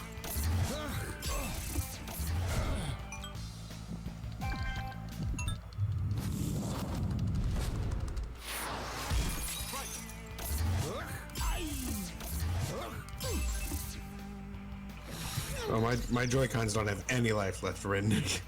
I've been using a what you call it? I've been using like a third-party controller for a long time. Yeah, I recently just bought a Pro controller just because I was tired of buying a bunch of cheap $25 controllers from Nintendo World. And like I had a Pro controller before, but then like it got lost or something. I think the charger got lost when I moved, and then I put the controller in storage, and now I don't know where the controller is, and I didn't feel like buying a new fucking charger for it. I had a Pro, and I could have swore I brought it with me when I moved out, but I cannot find it.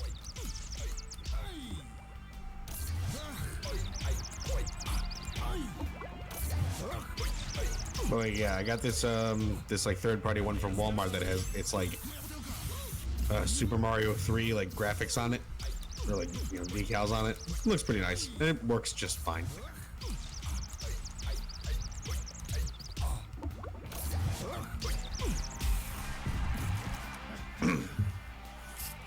And down goes Popinski. I'll do it 2 more times.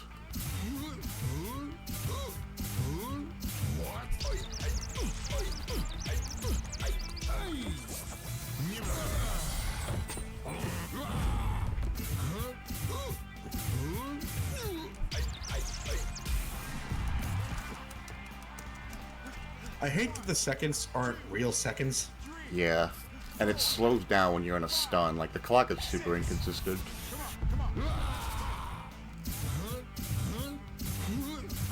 Only Pro controller I have is this cheap turbo controllers. Even showed Boo a while back what it looks like.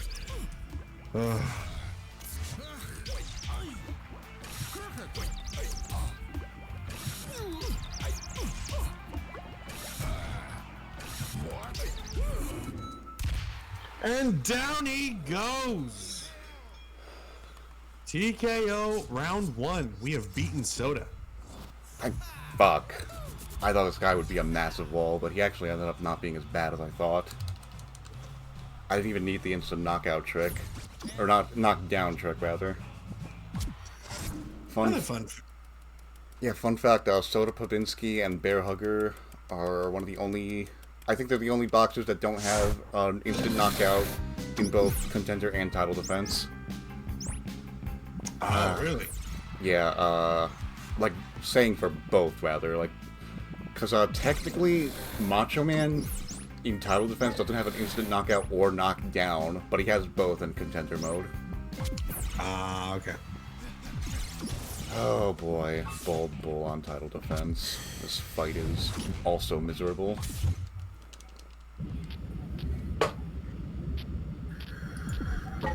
Here we go.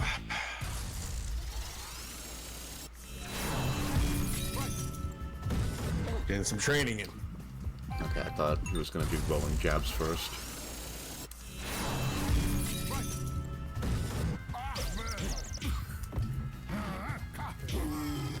I don't know why I jabbed there.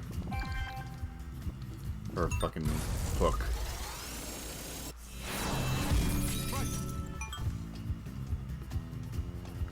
Why is that still Twitch Guru? I changed my fucking shoutout source. What the hell?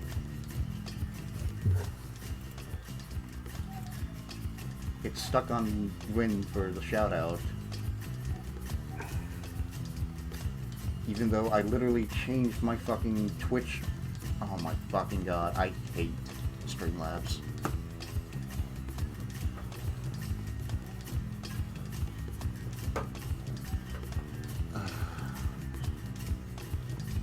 I switched to like Stream Good or whatever it's called that Jackie suggested. But apparently, like, it didn't change my source.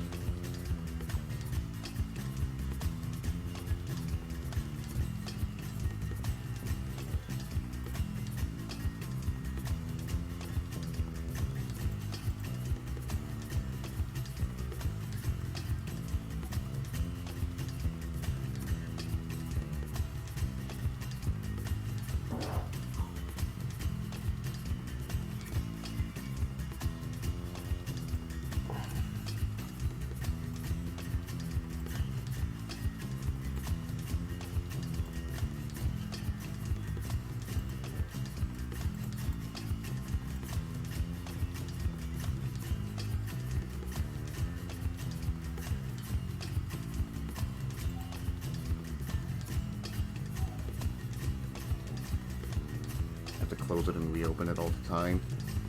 Yeah, weird.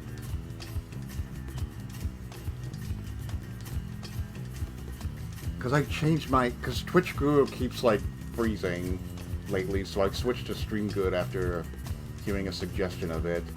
And it didn't save that, I guess, even though I changed my browser source for it.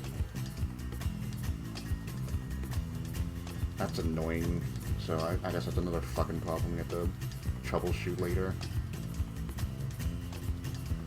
But anyway, Bolt Bull.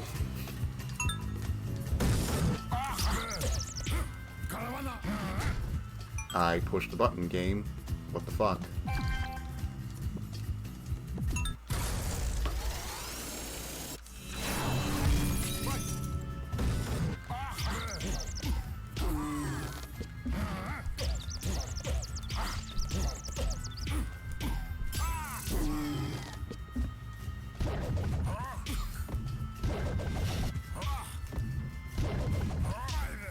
God, he's fast.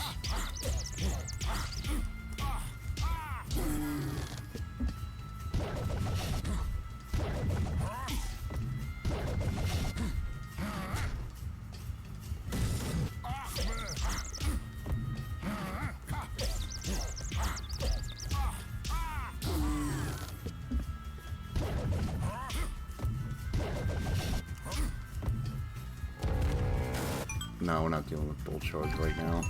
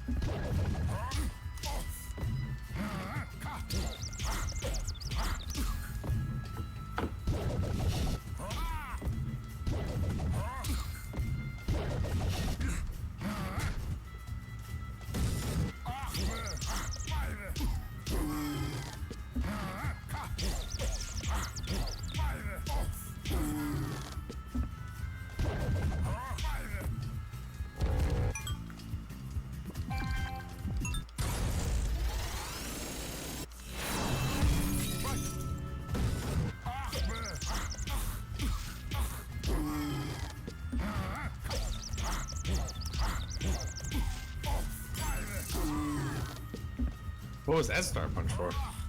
Frame perfect. Ah. I do like that little rolling, like that rolling jab that he has. Yeah, it's a reference to his animation from Mike Tyson's Punch Out. Oh, really? Yeah, that's how he, like, punched. Yeah, I feel like I can't lose any stars for this first knockdown.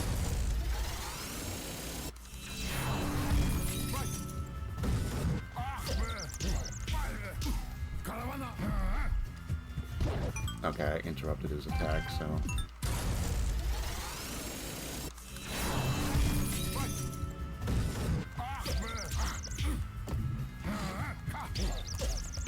Really favorite ramen, double meat goreng. Worth trying if you like spicy noodles. It's 5 pack for $1 So a spicy noodle I can eat without coughing. Oh, that says more on you, Xander. I can't eat anything spicy without like my nose running and like coughing a bunch. Like oh god, I can't take anything spicy.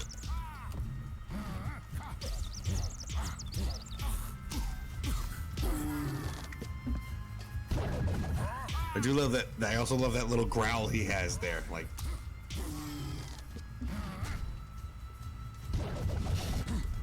I'm trying to increase my spicy palate, like eating like, you know, buffalo wings and stuff like that, like trying to like incrementally get better, but it doesn't seem to be working. I hate spicy food in general. So. What I don't like about spicy food is there's a lot of stuff that feels like it's spicy just to be spicy and doesn't have any like flavor.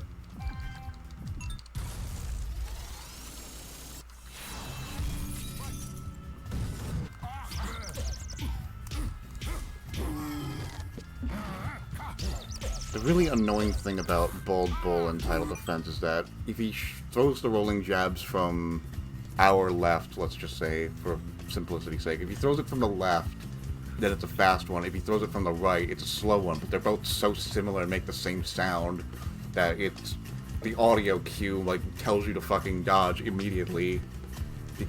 But it's like it's so annoying because one is like super quick and one is like super delayed. Shit. Yeah. Okay. Like it makes the same sound, but it's wrong and it's so annoying. You gotta follow it purely on a visual standpoint, and that's much harder.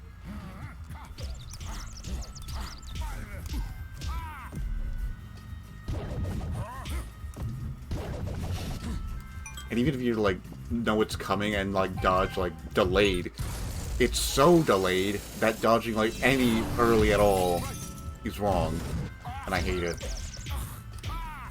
And then, like, later in the fight, he'll start delaying the rolling jab even longer, and it's so obnoxious.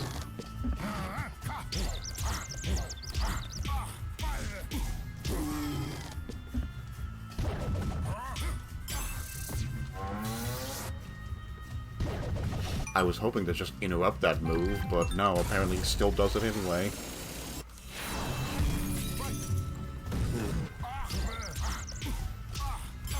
This isn't even getting to the part where you need to star punch him to knock him down.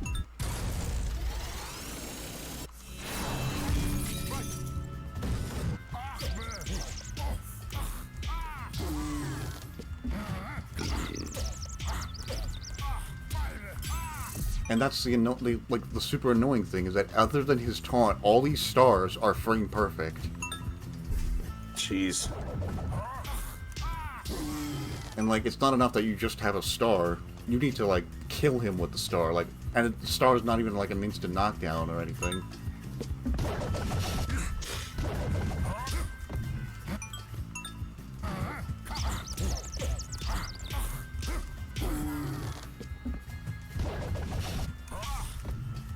Well, hold on. I got an idea, though. It might not work, but...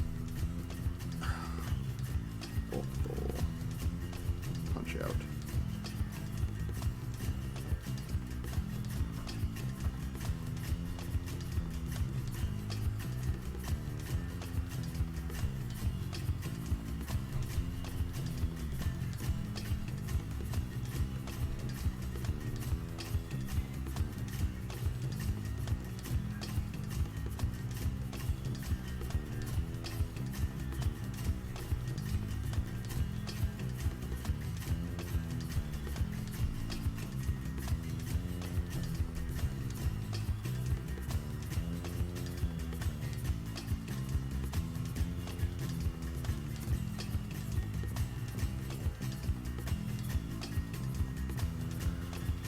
Oh boy. So there's 2 instant knockouts I could go for. The problem is I need 3 stars, and as we've established, these stars are frame perfects, and both involve the bull charge.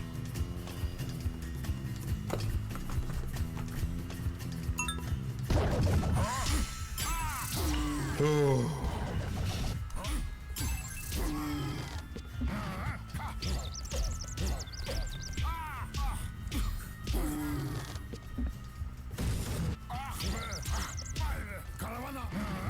Motherfucker, he countered.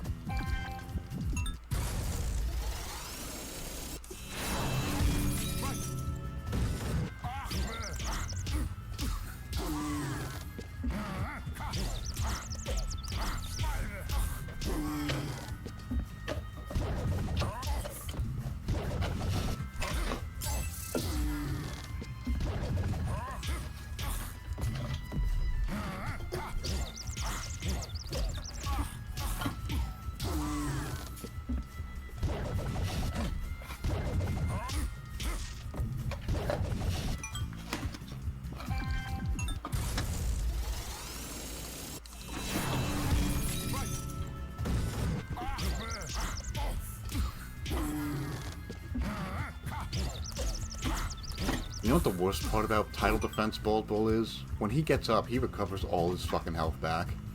Oh god, that's awful. And he has like 130 base HP, so it's really fucking irritating.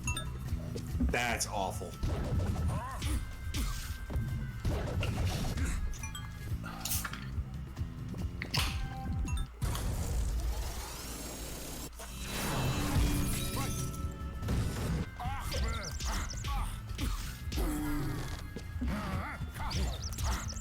Boom, boom, boom.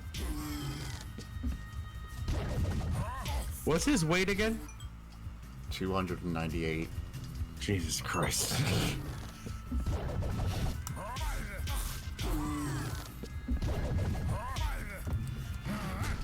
Come on, like, I hate that he can just instant counter you if he blocks, and like, part of the strategy is to just hit him when he's not stunned to get extra hits on him.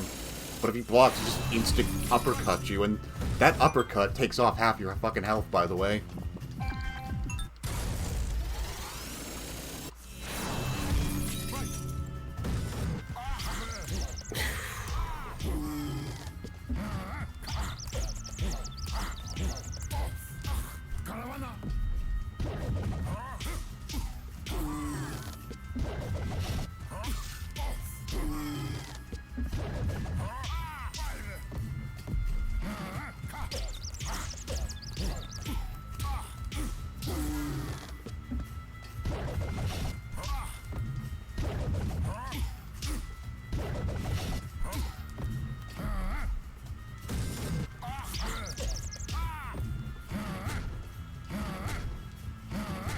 Bro, can you fucking knock it off? I got stun lock there. Where is my Streamlabs? Can you not do this right now, Streamlabs?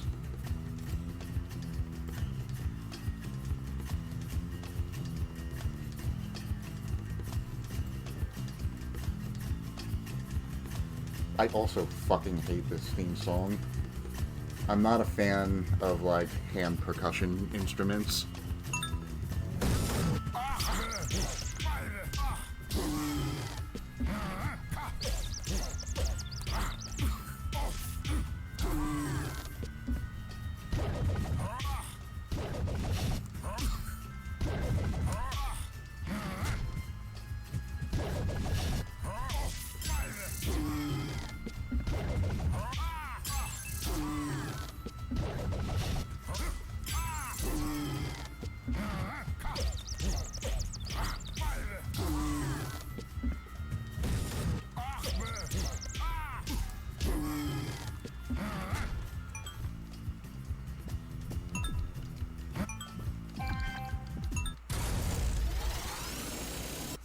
Am I gonna play any other Punch-Out games in the future? Probably not.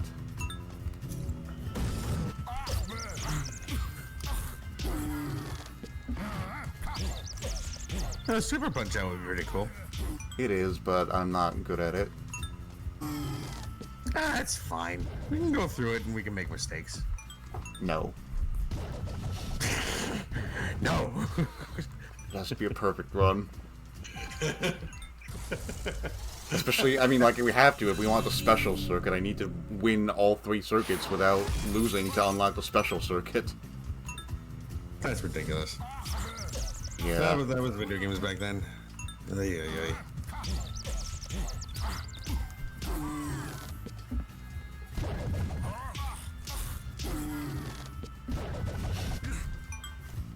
hate this fucking fight. I will say, though, like, Bald Bull on title defense is definitely harder than Popinski, but I think, like, in contender mode, Soda Pop is harder. No, I was gonna say, this dude is like... Yeah, Soda, you gotta... Just today, you had a thing down in a little bit of time. This is going hard. Well, to be fair, I did have, like, other... I did play, like after we ended stream, I did practice for a bit with Soda, and then, like, I practiced on Sunday, then I had work, and then, I believe, like, yeah, right before I started... I practiced on Wednesday as well, and then, right before I started streaming Zelda, I practiced a bit there, so I did have a bit of practice with Soda, and I did watch a bunch of videos on him when I wasn't practicing. And, we're just now fighting Bald Bull. So, like, once I get some practice in, I think I'll be able to do something.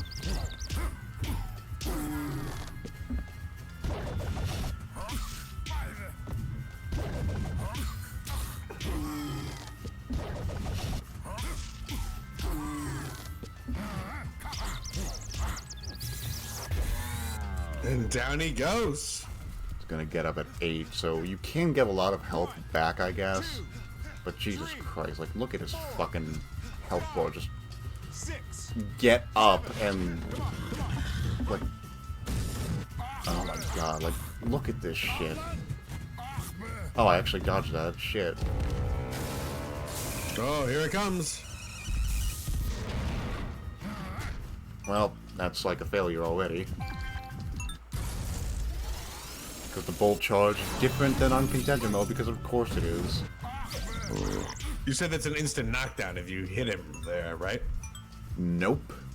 You get a star, and then if you time it perfectly, you can instant knock him down from that. But the timing is like frame perfect again.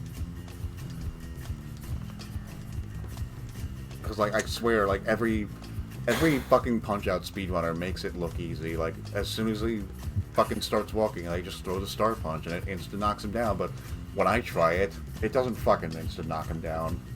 And I just wasted my fucking star. And now I'm on a fucking loop where he's at, like, such low health, and I can't get any fucking stars, and I get fucking killed. Ish.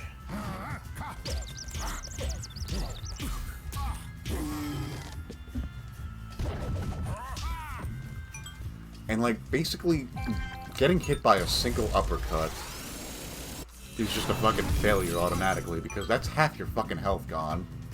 Oh my god.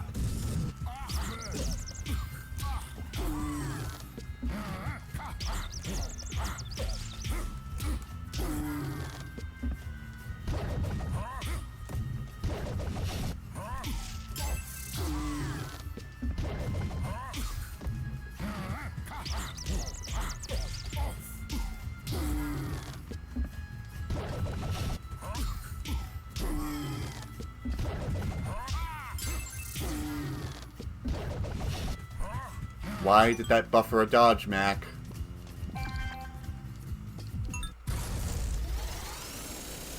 You have to use motion controls for this game? No, you can use motion controls, but I'm not. You can just hold the Wii Remote sideways and play it like an NES controller. You do have to use motion controls for the menu, but that's the menu.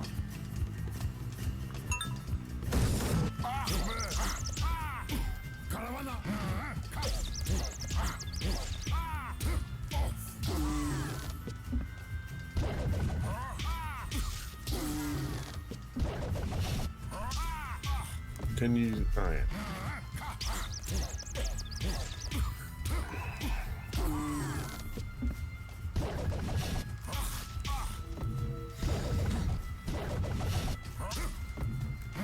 And also, another thing about, can you use a classic controller? No, you can't. I wish you could. That would be great, because, like, my thumbs are too big for the fucking Wii Remote. Because sometimes, like, I'll push right, but it'll register as down, or I'll push up, and it'll register as left.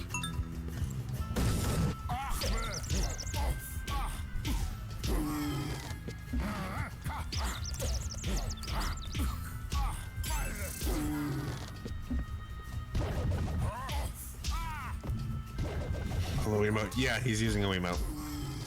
Using a Wiimote, right? Yeah. Single Wii remote.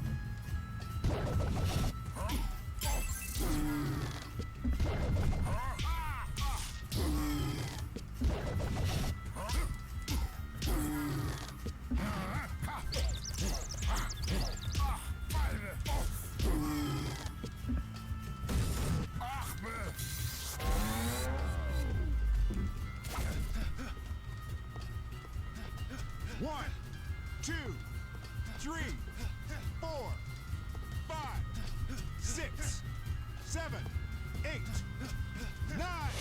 Come on, fight. There we go.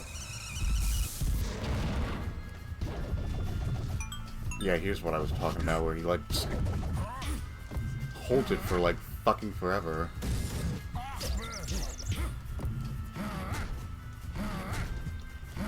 And he can just get you in this fucking stun lock where you have like only a few frames to fucking get out. It's so annoying. And again, that thing two-shots you.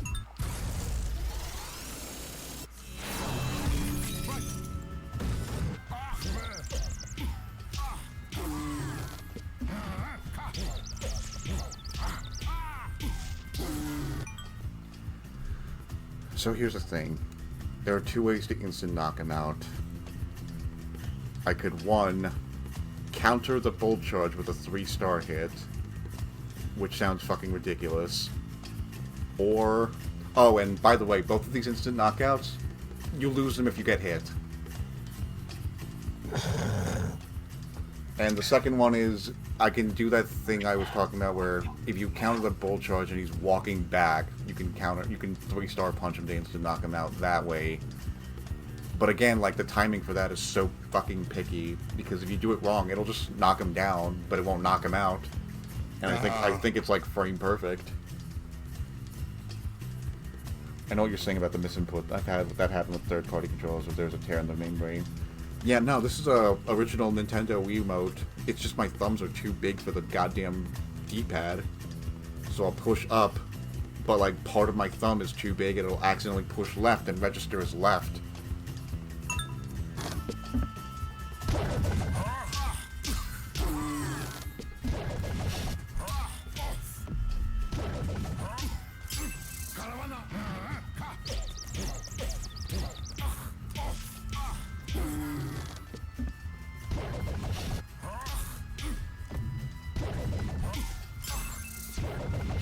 Fuck, I thought I was gonna do the uppercut.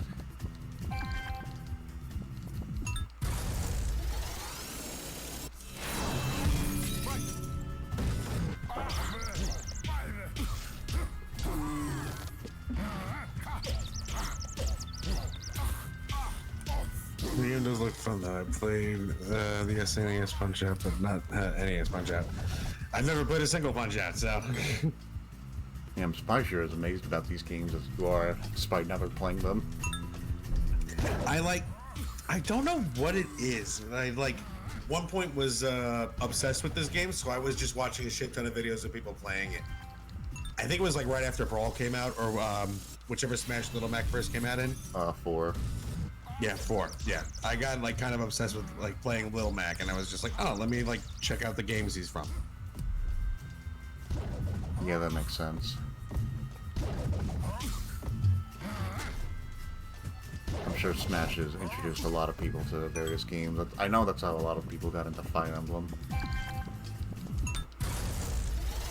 That's how I first heard about Fire Emblem. I'm trying to remember how I got into it. I think one of my close friends had actually played like a bunch of them. And he always played Robin in whatever first game Robin appeared in. And so 4. And it's also 4, yeah. So at one point I was just like, well, let me go fucking check out. And Awakening was the newest game, so that's the one I picked up. And I was like, oh, this is pretty good actually.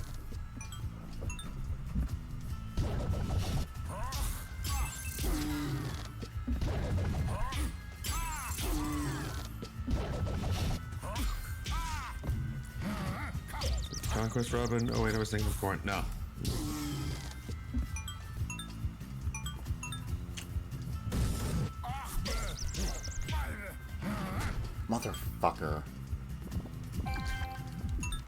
I want to try and do the count of the bull charge with a 3-star hit. Because really, it's like probably the only way I'm gonna get through this fucking piece of shit fight.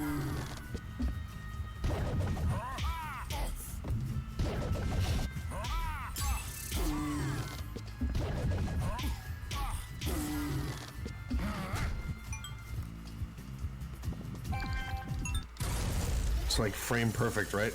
The stars are frame perfect, and the reason the uppercut is getting me is because I have so much input delay because I have the Wii U, which the game is running off of, which is connected to the HDMI splitter, which is then connected to the capture card, and then it's connected to the TV. So I'm getting like 2 fucking cables longer than necessary to like actually display it. So if I was like playing this just on a regular ass TV, it was just straight connected to TV, it would be so much easier to react to these things.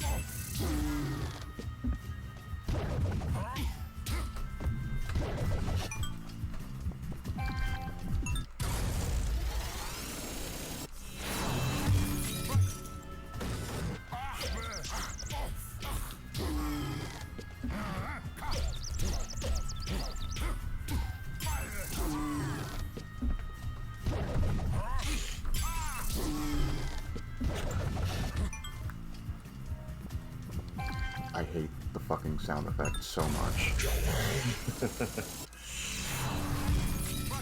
I hear you, bro.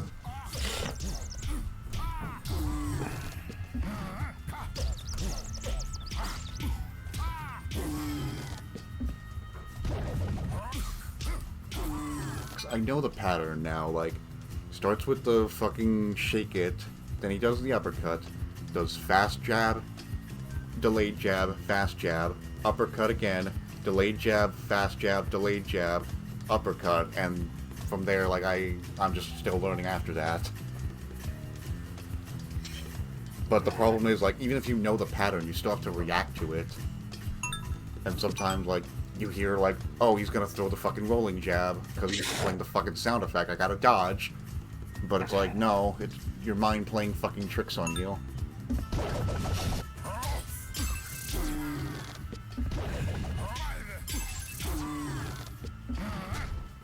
And I guess he just didn't do the fucking delayed jab there. I guess because I paused. I know there's a lot of shit that can manipulate, like, how the opponents fucking move, and I fucking hate it.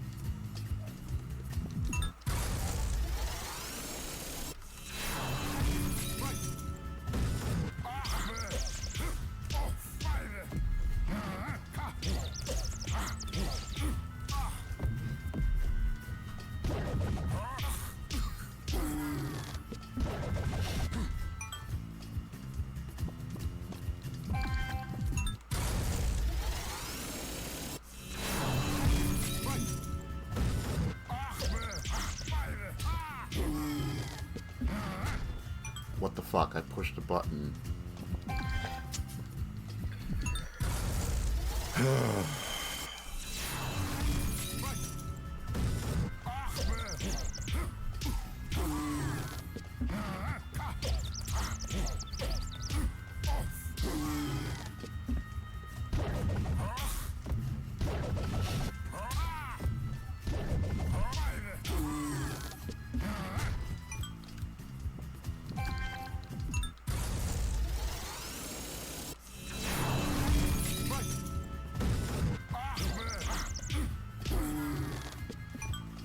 Oh no, I gotta get like some jabs in there, but like every jab risks a block and then he'll instant counter with the fucking stupid uppercut, and I have too much like end lag to dodge.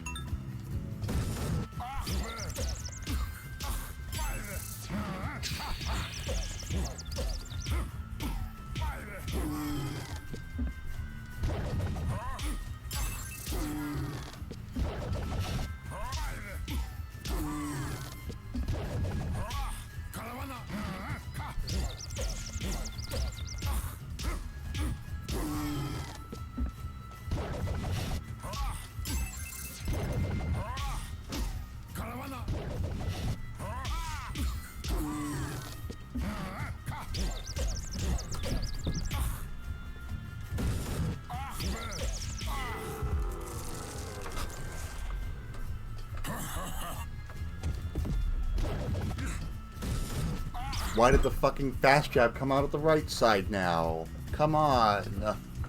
I hate this motherfucker.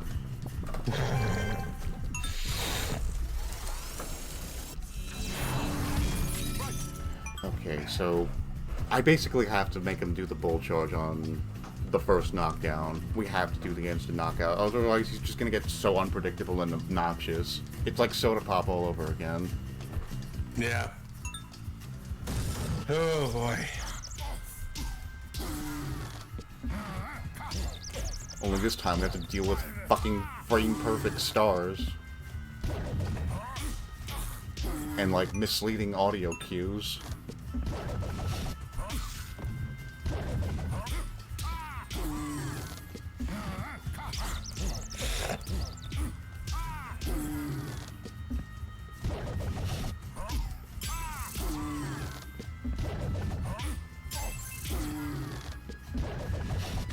What?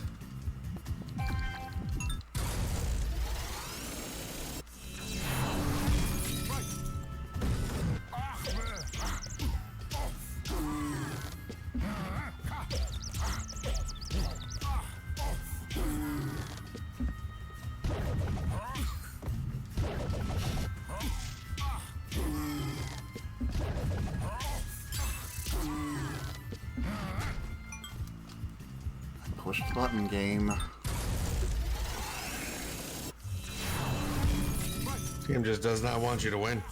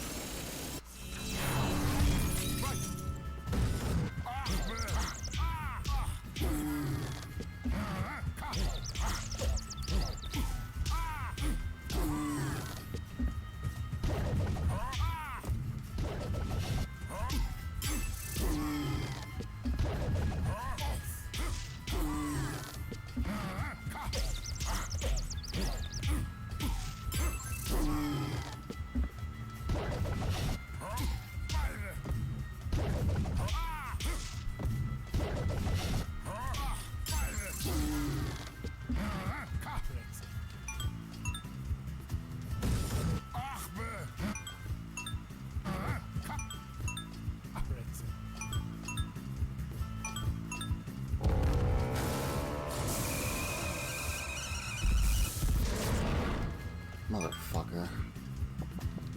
You get it like instantly as soon as I push the button. And Streamlabs is disappearing again. Knock it off.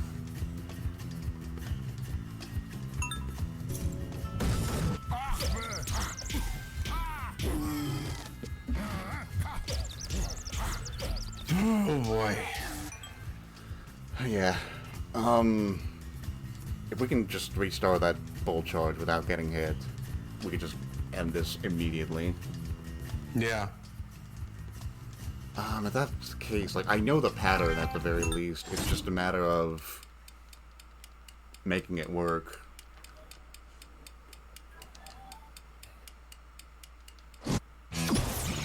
And getting the perfect fucking knockout. Yeah. I don't know how generous the bull charge window is.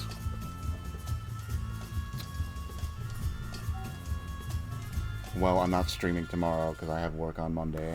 I hate that they're telling me at 10 p.m. Wonderful. Yeah, I really hate putting...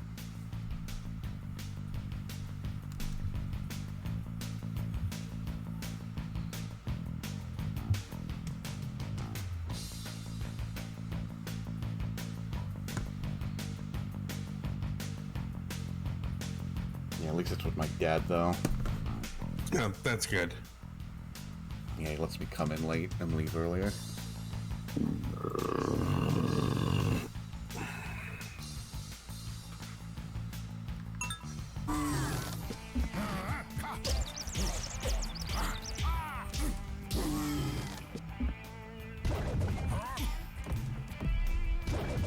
Wait, he did the same move again. Oh, I must have blocked the fucking delayed jab.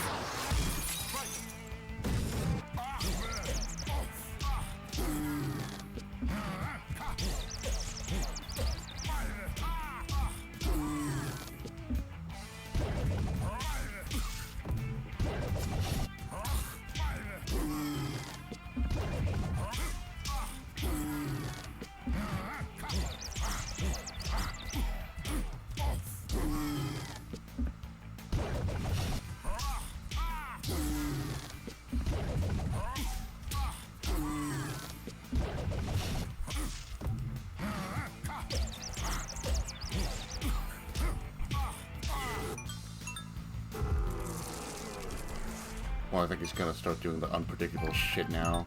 Because even though it's not a knockdown, it's gonna change his pattern.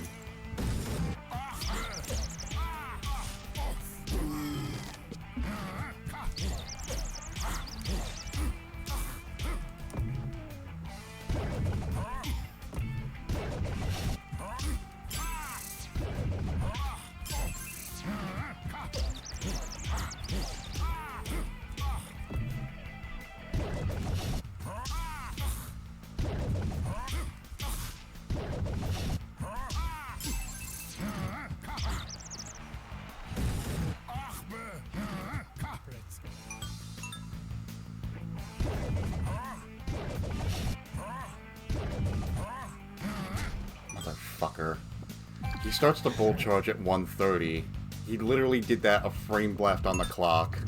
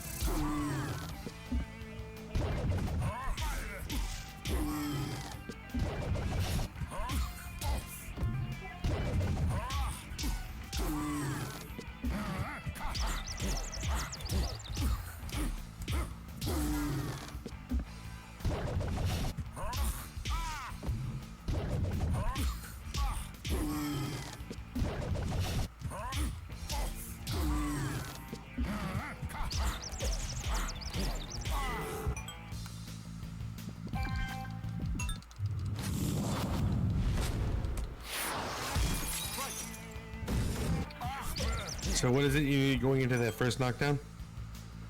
I need 3 stars before he does the bull charge, and then I need to counter the bull charge with a 3-star punch. Okay. And I can't get hit at all. If I get hit, like, I lose the instant knockout.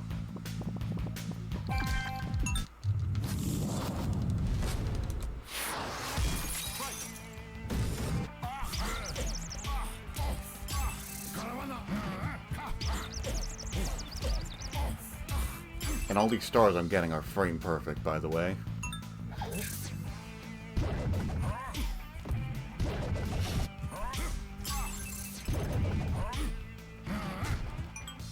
I pushed the button, Matt just didn't dodge. Oh boy.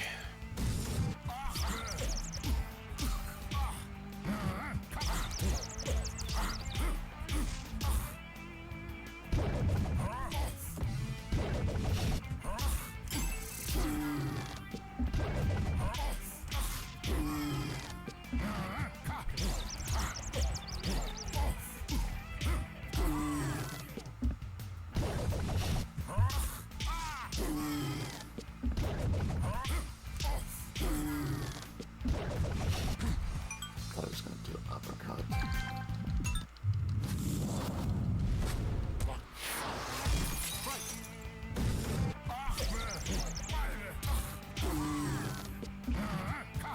You know what? I gotta stop, like, hitting him in the gut because it's just lowering his health and giving me less chances to get that goddamn star.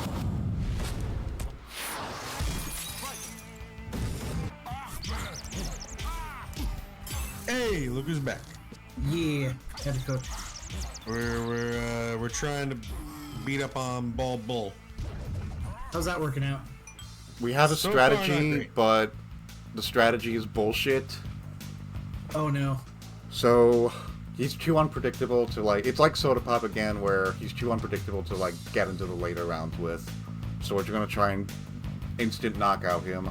The problem is, we need a 3-star punch and we need to counter the bull charge with it, and we can't get hit at all. In addition, It's like a perfect run. yeah, and in addition, the stars that I'm getting are frame perfect. I have 1 frame to get these fucking stars. Jesus Christ, okay. And we just can't afford to slug it out with him?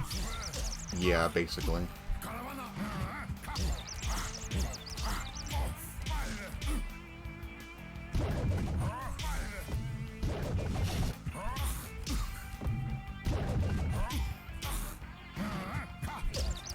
Are y'all putting together a speed run? No, this ain't really a speed run. This is a no knockdown run. Yeah, no getting Yeah, knocked we did- down.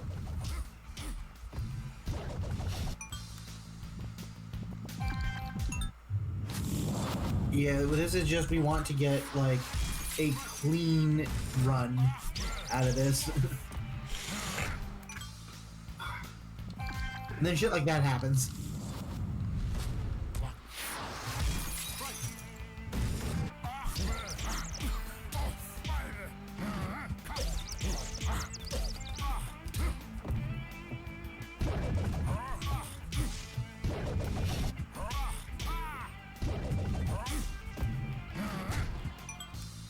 Fuck. Problem is, if he blocks one of the jabs to try and get those frame perfect stars, he can just instant counter while I'm still in, like, end lag, and I can't dodge it. Pain.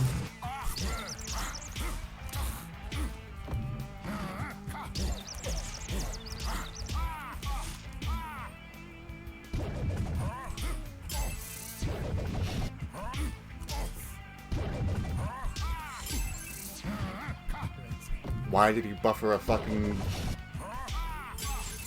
Okay, now I just gotta not get hit.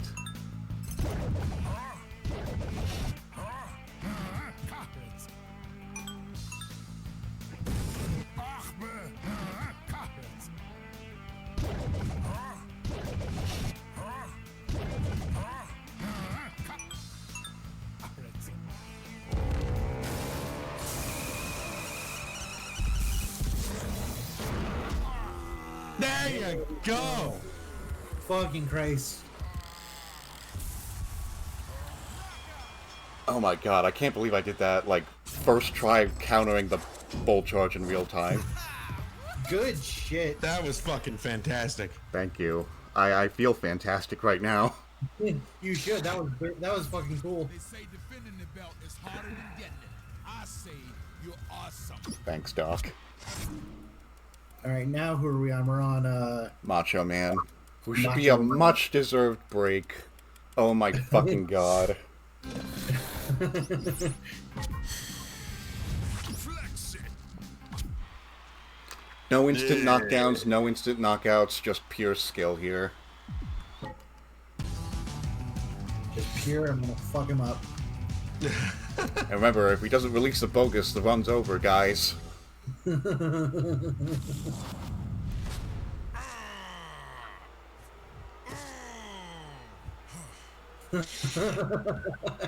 love this intro. It's so funny. Why don't you love me? He's just so fucking furious he can't be in the spotlight. Hank Bogus.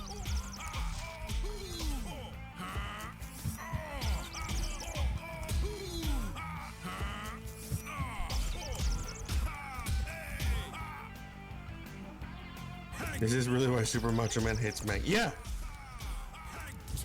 Okay, that got me. I need that starter. Yeah. He's a hater. He's as much a professional hater as Aaron Ryan is.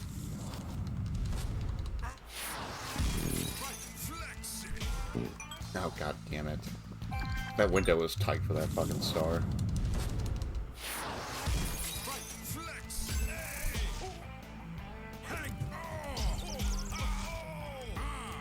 I did it too fast. You need to get like in a rhythm with the stuns on this guy.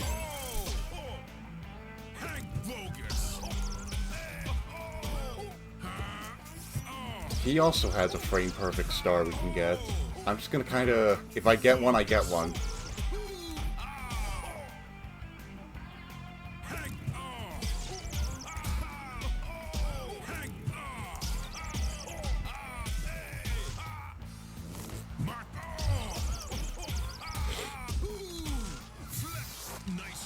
Oh shit. I thought he was gonna... Okay, well we know he's gonna taunt after that now, so that's good. Information. We're learning the matchup.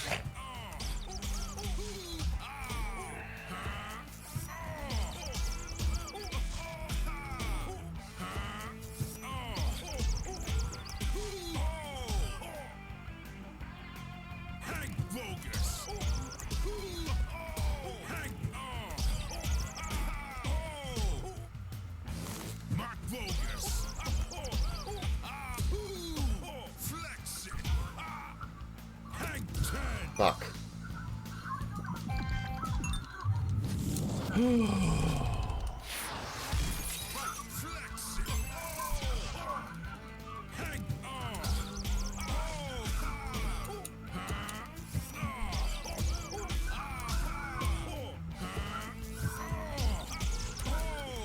I hate his stupid orange body.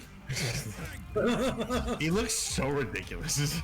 Yeah, like seeing someone like painted orange is not has not aged well.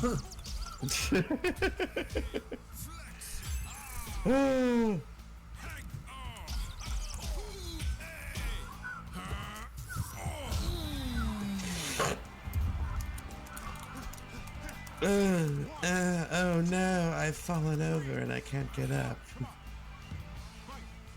Never mind, I got up.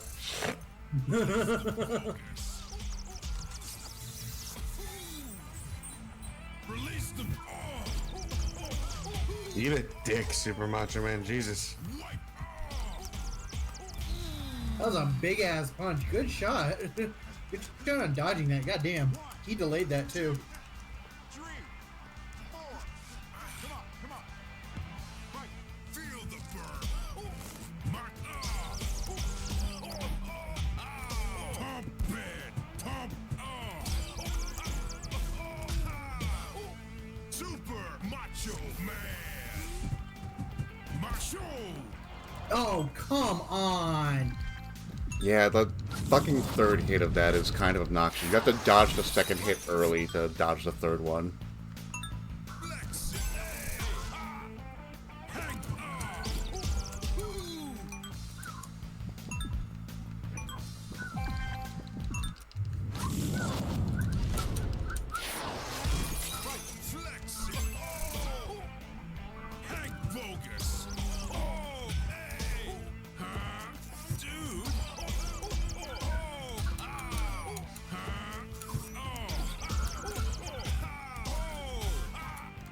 Linda, not right now.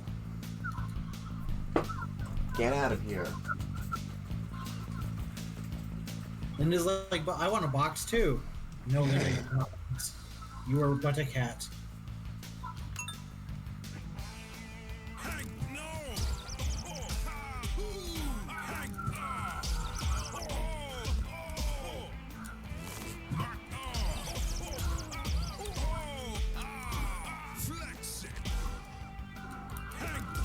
Bullshit. Ugh. I swear, if I didn't have like so much input delay from all these wires or cables, I'd be able to dodge so much better. Yeah, I believe you.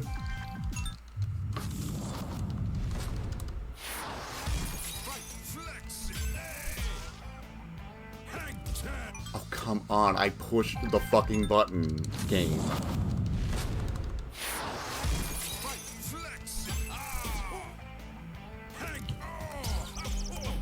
Stay back, I gotta go pee real quick. Okay.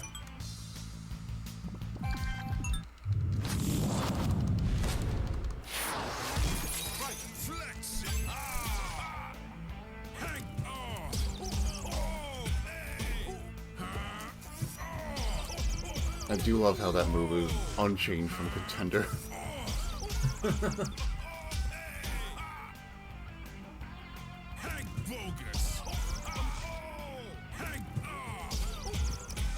It's like some habits die hard. Oh, ooh.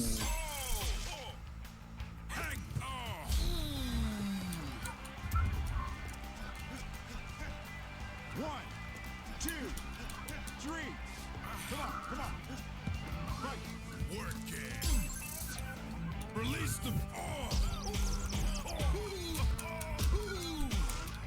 Release them, dude. He released the dude.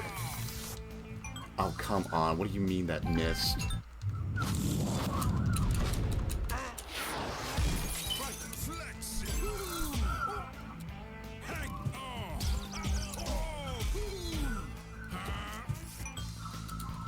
What is that in the background?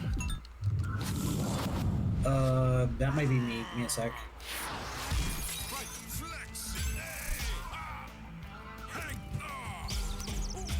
I'll just mute my game. I have it at like 2 volume, but I'll just mute it if you're hearing it.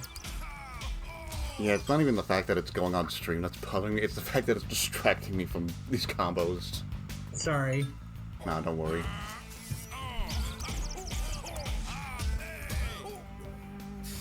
Someone is having a party nearby because I hear music constantly in my background. Oh, geez.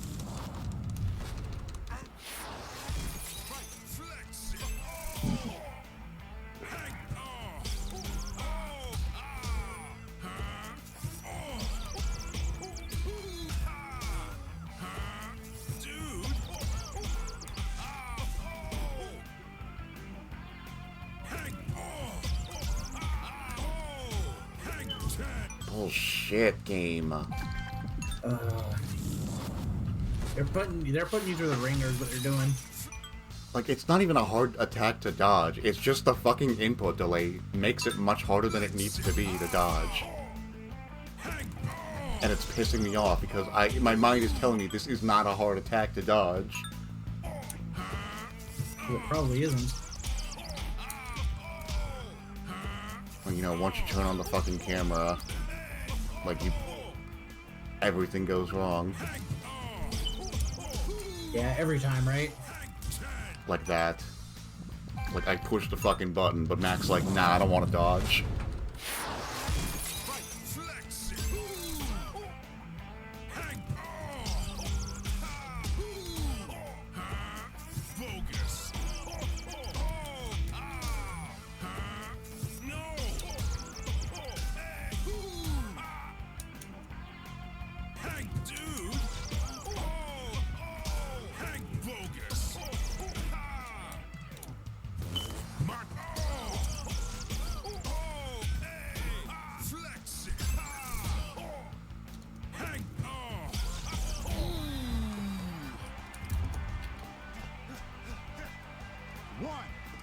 That was a long walk over from the referee. you fucking punched him into the corner of the ring. Release them, dude. I'm not gonna risk it. I'm just gonna do it. Release them. Wipe.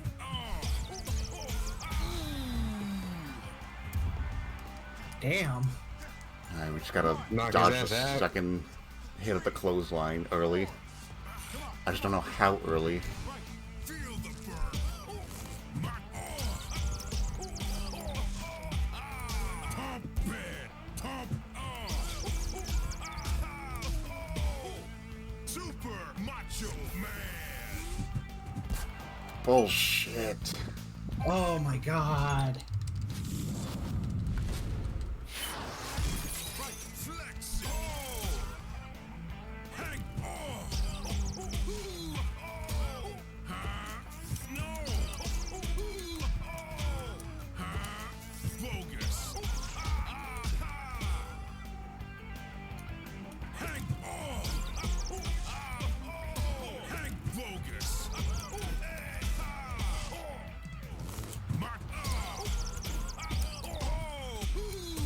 Flex it. Hang 10.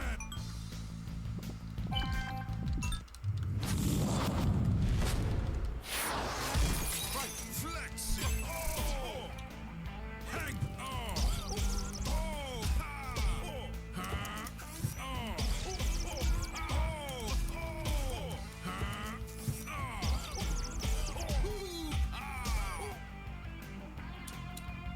bogus. Hang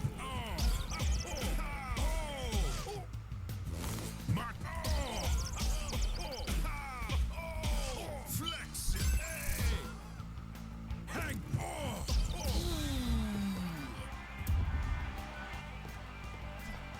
One, two, three. Come on. Stay down, motherfucker. Work it. Release them.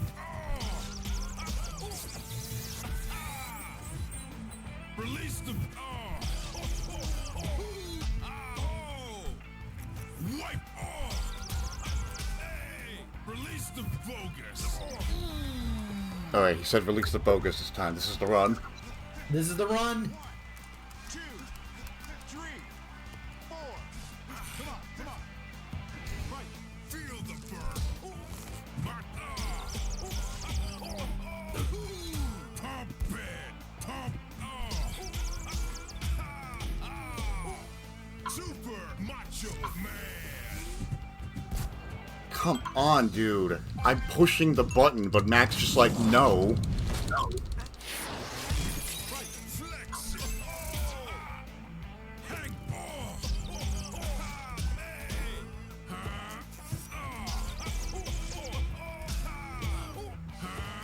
Dude. Hang 10.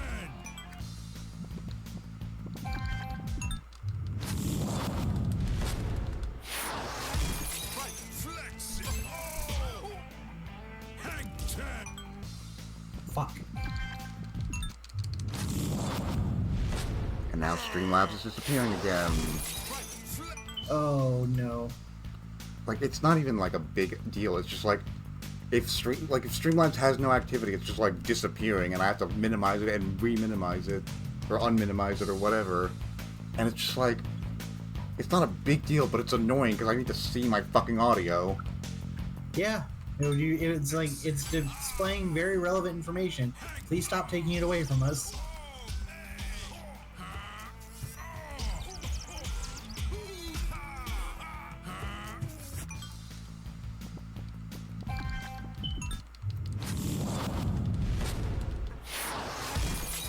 Flex it. Hang on. Bogus.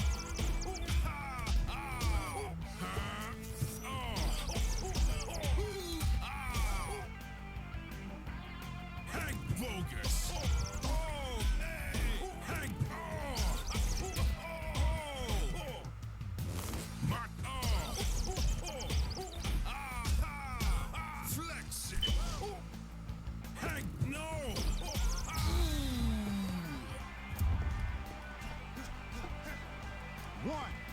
2, 3. Come on. Crazy idea, but what if I save the Star Punch for round 3? Or not for round 3, for phase 3? That's a lot. Can you? Maybe? I think he's just gonna spam, like, these little wild uppercuts for a bit. Release the. Release the bogus. Wipe. Release the dude.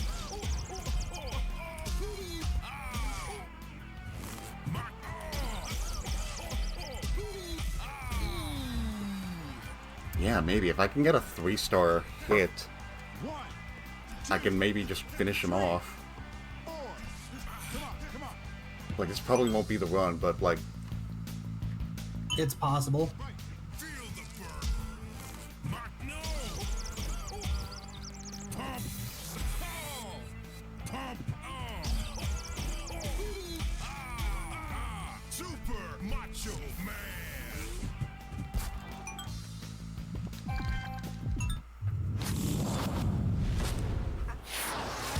Right. Flex. Hey, dude.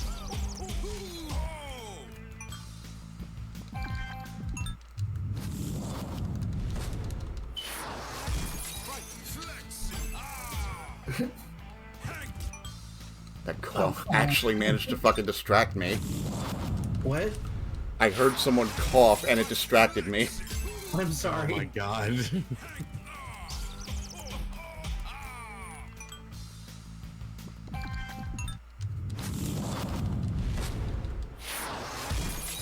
Flex. Hey, dude.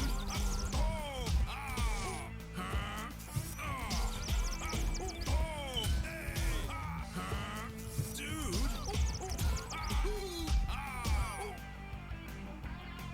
Hey, bogus. Hey, my dude. Flex. Hey, bogus.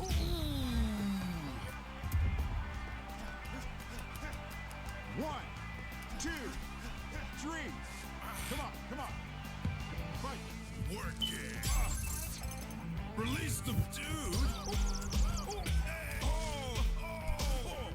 Release the.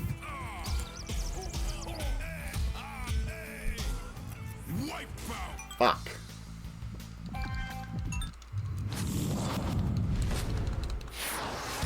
Right. Flex. Hang ten.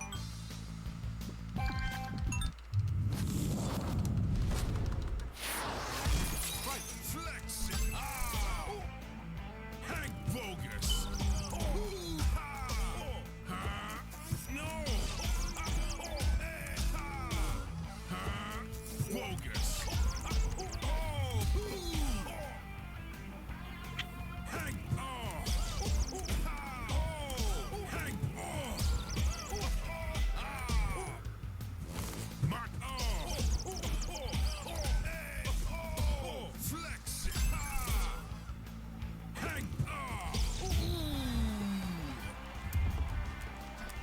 You know what I'm thinking is annoys me most about this guy? He reminds me of like Steven Seagal, if Steven Seagal was like in shape. Release the That name sounds familiar, but I don't know who that is. Don't worry about it, he's awful. He's a washed up actor. wipe. Release the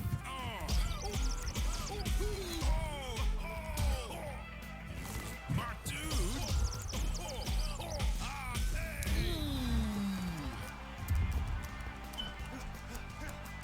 One, two, three, four.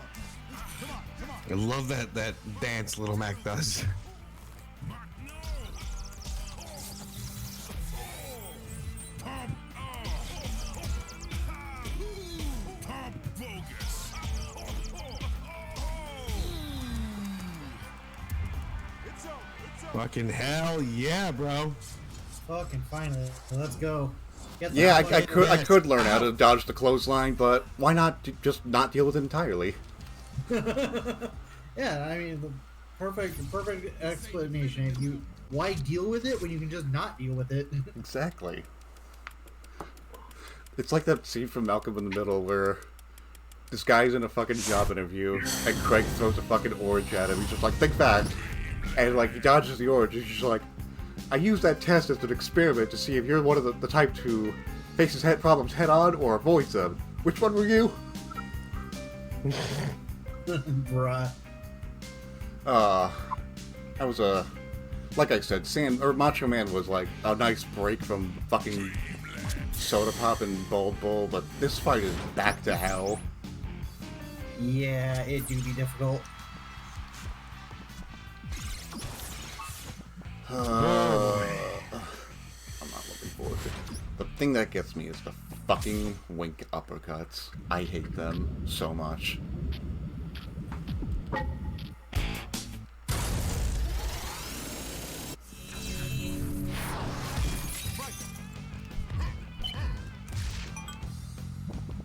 Damn. That does a third of your health, by the way. Yeah, Jesus.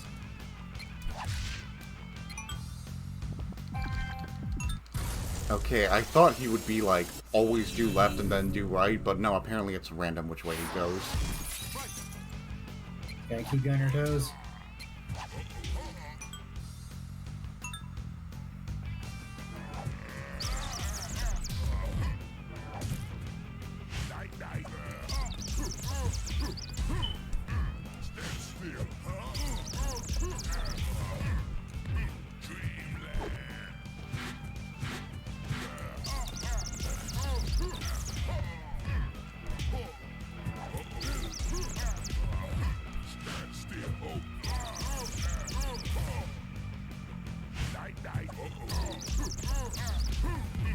What's his like knockout move called?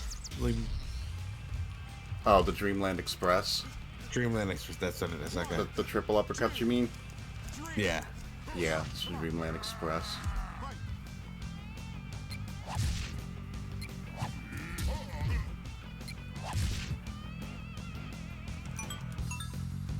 Those uppercuts are so fucking fast. Yeah, and they do a third of your fucking health. What is it like? If he winks with his right eye, he punches from the left. If he winks with his right eye, he punches from your right. To explain it simply. And by the way, those wink uppercuts, they just pierce through the headgear. Because fuck you. Oh. Jesus.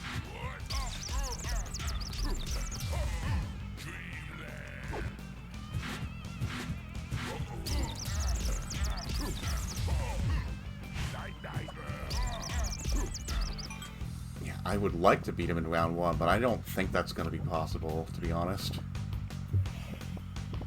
Like,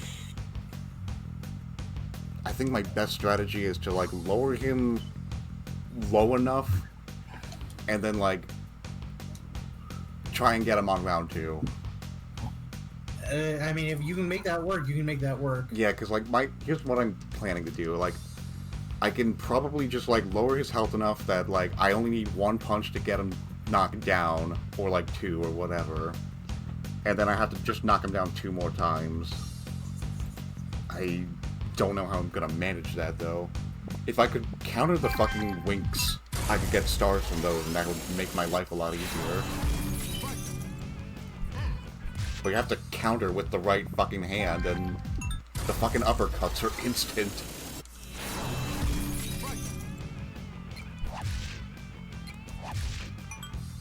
And like, look at that. I'm countering as he's winking, but it's not fast enough. Yeah, you gotta be real quick with it. Oh, and it's one of those things where if you dodge the wrong way, you just get hit. You have to dodge, like, the right way. Yeah, this is definitely one of those where you have to do everything perfectly, and even then you can still fuck it up. Yeah. Hold on, like, maybe I can use the clock.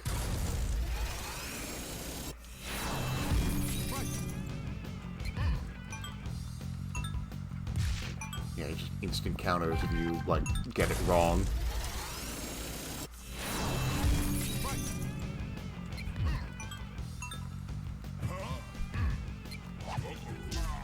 I know he will always alternate, except for the fourth one where he'll do a repeat, if he ever does the winks.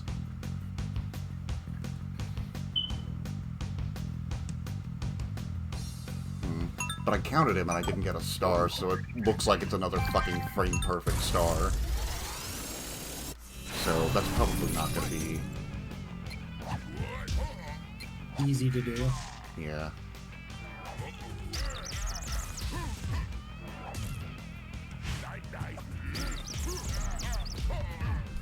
Yeah, if I can, like, figure out how to get him to do the infinite.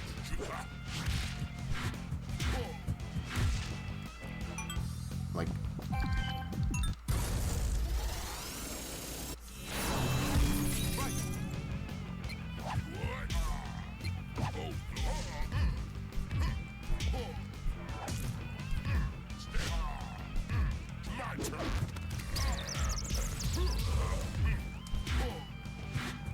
You okay, Saber? I'm just tired. I was gonna say a question. That hammer fist that he like threw down on you, is that illegal in boxing? Not if you have a height advantage. Okay.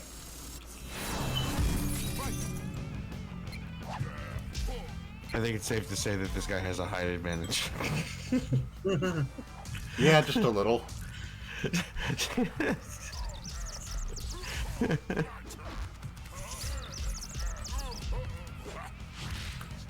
Yeah, because that kind of like overhead like pound with the fist is pretty brutal. Yeah, I was gonna say that's real fucking brutal.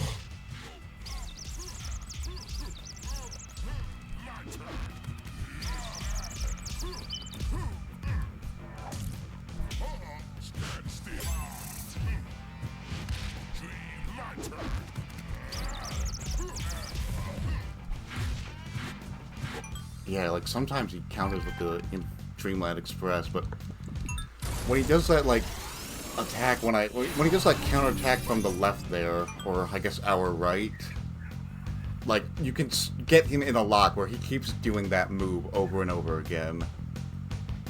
But I'm not sure how to get him to do that.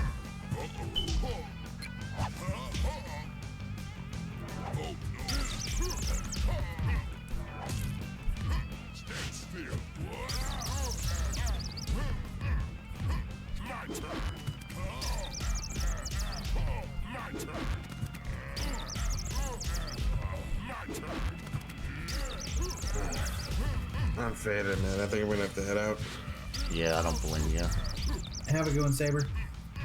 I was hoping to see at least Sandman go down, but all right. Let me know how it goes. Will do. All right. I had the infinite for a bit there. Crazy how many characters you can do an infinite on in this game. Fucking crazy. That punch looked brutal. Like seeing Mac reel back, like even with the headgear, he got fucked up.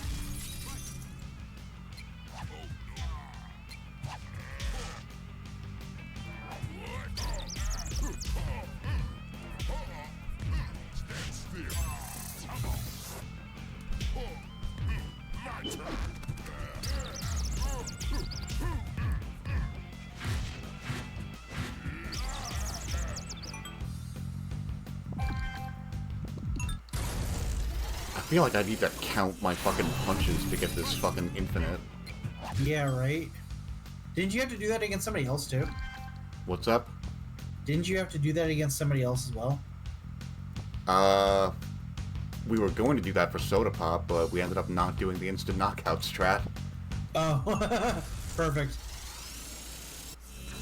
Because you need to hit 4 punches in a stun and then star punch him while he's still in a stun. But it knocked him down so early that I didn't have any stars, and he just like got so fast and unpredictable. Whereas what we ended up doing was, we saved up stars, and then we just like we finished him off in phase 1. We had him like go into rage uppercut mode for phase 2, and then Star Punched him to keep him in Rage Uppercut mode, knocked him down, and then when he came back for Phase 3, he had, like, no health left. So it was a matter of just, like, getting enough dodges to kill him in round 1 to finish him off. Okay. And we got hit a lot, so it was relatively safe, but...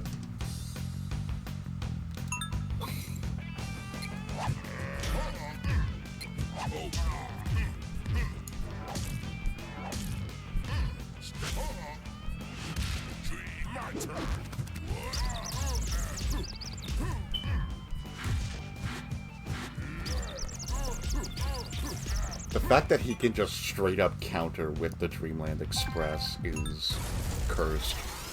It is very cursed.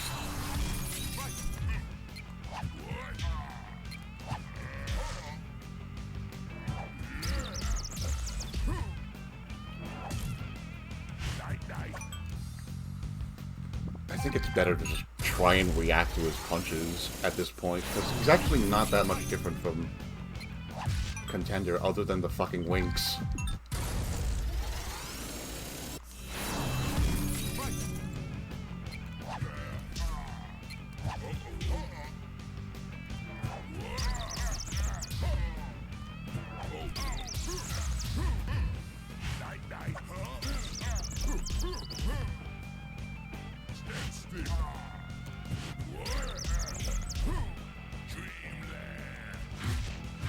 I thought it was going to do the boo attack. I think the Dreamland Express is also just a straight up 1/3 of your health just fucking evaporates.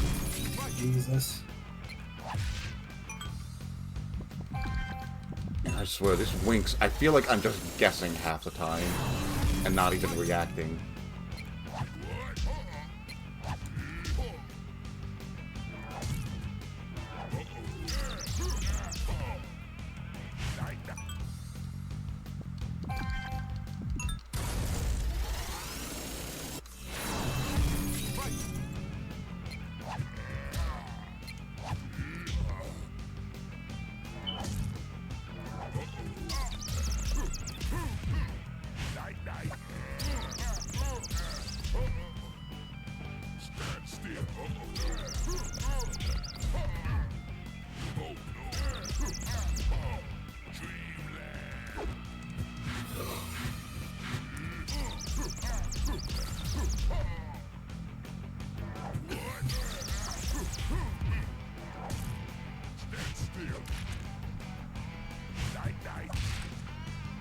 Fuck.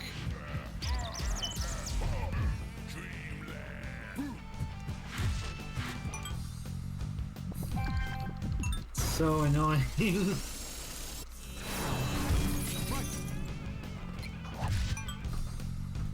Look at his fucking eyes just bugging out. He's going through it.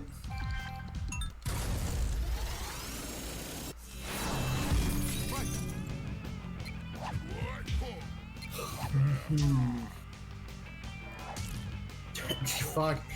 I got hit. You got hit?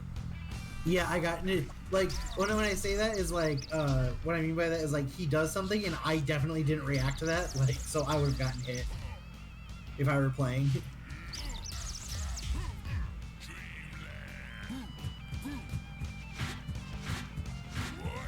If I can hit him when he does the boo, I get a star, which could fucking help immensely, but...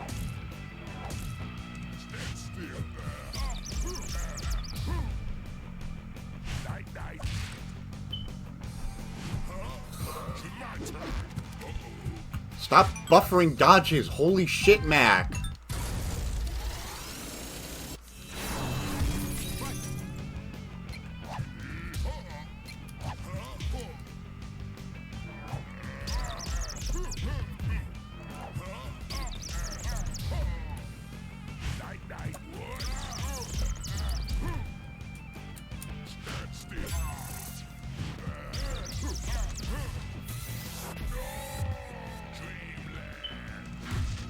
Wait a minute, hold up.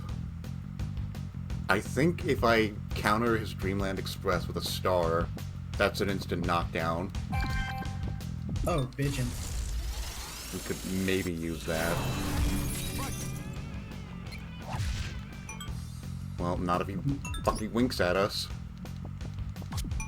And I hate that the winks are so fucking hard to dodge, and you don't even get a fucking stun if you hit him from it.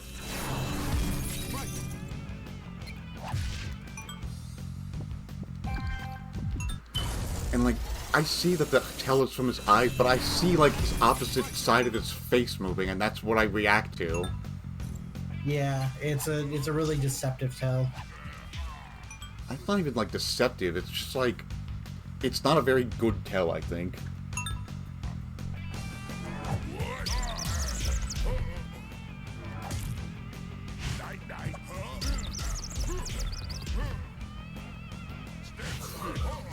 Well, we didn't get a star, so that doesn't work out. Yeah.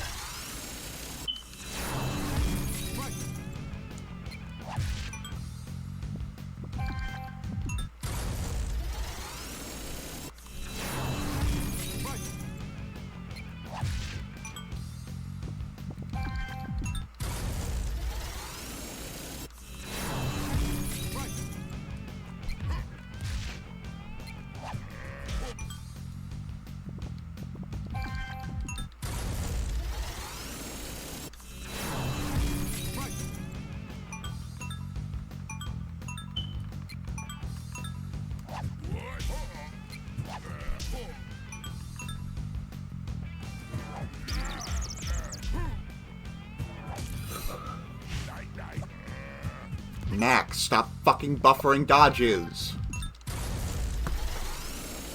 Like, future standing stuff.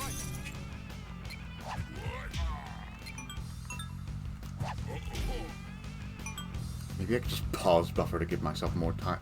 Streamlabs, can you not right now? I'm already getting frustrated with this game.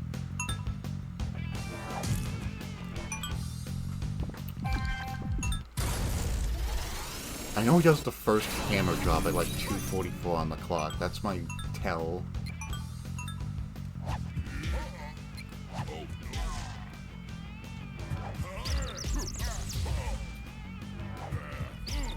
And then it looks like the second one comes out at 2:38.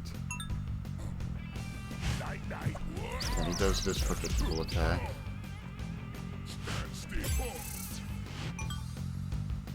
My pause didn't come out in time, and now I'm just gonna get hit because my fucking inputs are getting eaten.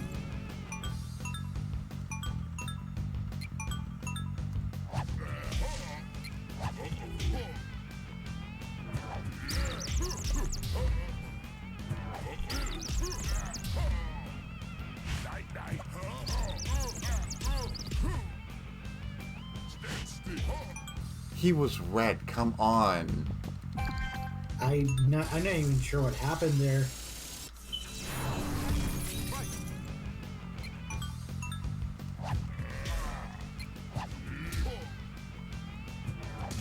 What the fuck? It was 2:44 on the clock.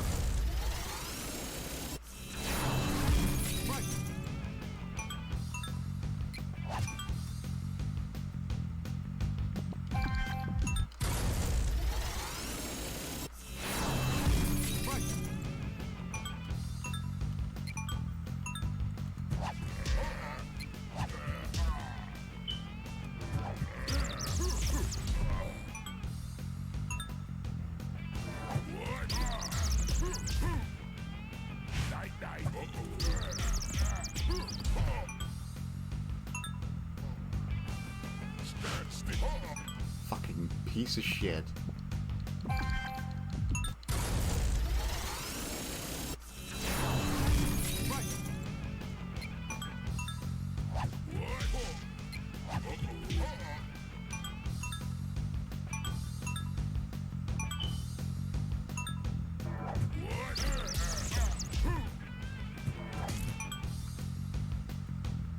Oh, I think that clock is like burning time on the fucking thing.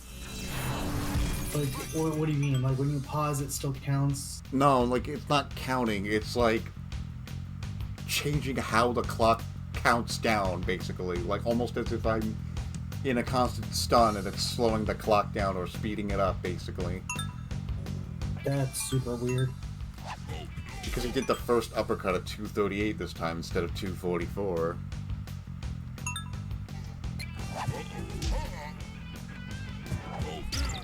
Or he's just not very consistent. I don't fucking know.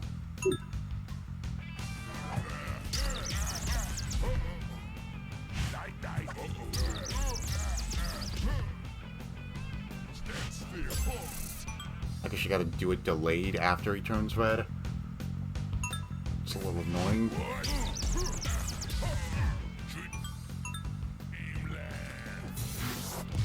Fuck. Although he has like half health at that point, so I'm not even sure knocking him down once is really gonna fucking help us here. God, this fight is fucking atrocious.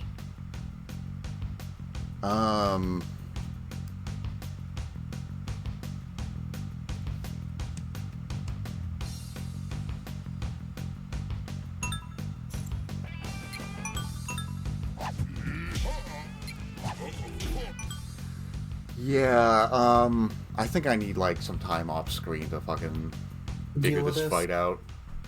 I need to, like, watch videos, I need to, like, practice myself, like... Soda Pop did take a few days to practice out the strat, because, like, these fights where the attacks are just super fast, and you barely have any time to fucking react.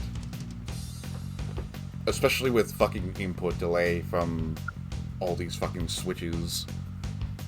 Agreed. So I think that's gonna do it for tonight. And I kind of want Saber to... be here for it. Yeah. Who knows? Maybe maybe what I could do is just beat him off screen and then like show him in exhibition and like unlock Donkey Kong off screen just so there's like a stream. There's like enough things for a stream basically.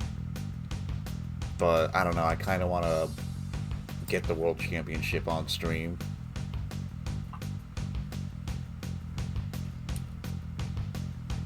Yeah, I think the World Championship would be more fun to get on stream. Plus, like, considering the amount of time it took us to get through some of these later fights, I think it'll be enough time. Yeah, like, who's to say no practice? Like, first of all, I don't even have a strategy right now, and, like, all these other fights, I at least had a strategy in mind. Or, in the case of Macho Man, like, I was able to devise one pretty quickly. Yeah, I think Mr. Sandman is just one of those tough kind of, like, drag-out fights that, like, if you get caught up in the drag-out, it's going to be really hard. So I think it's better to go in with strategy.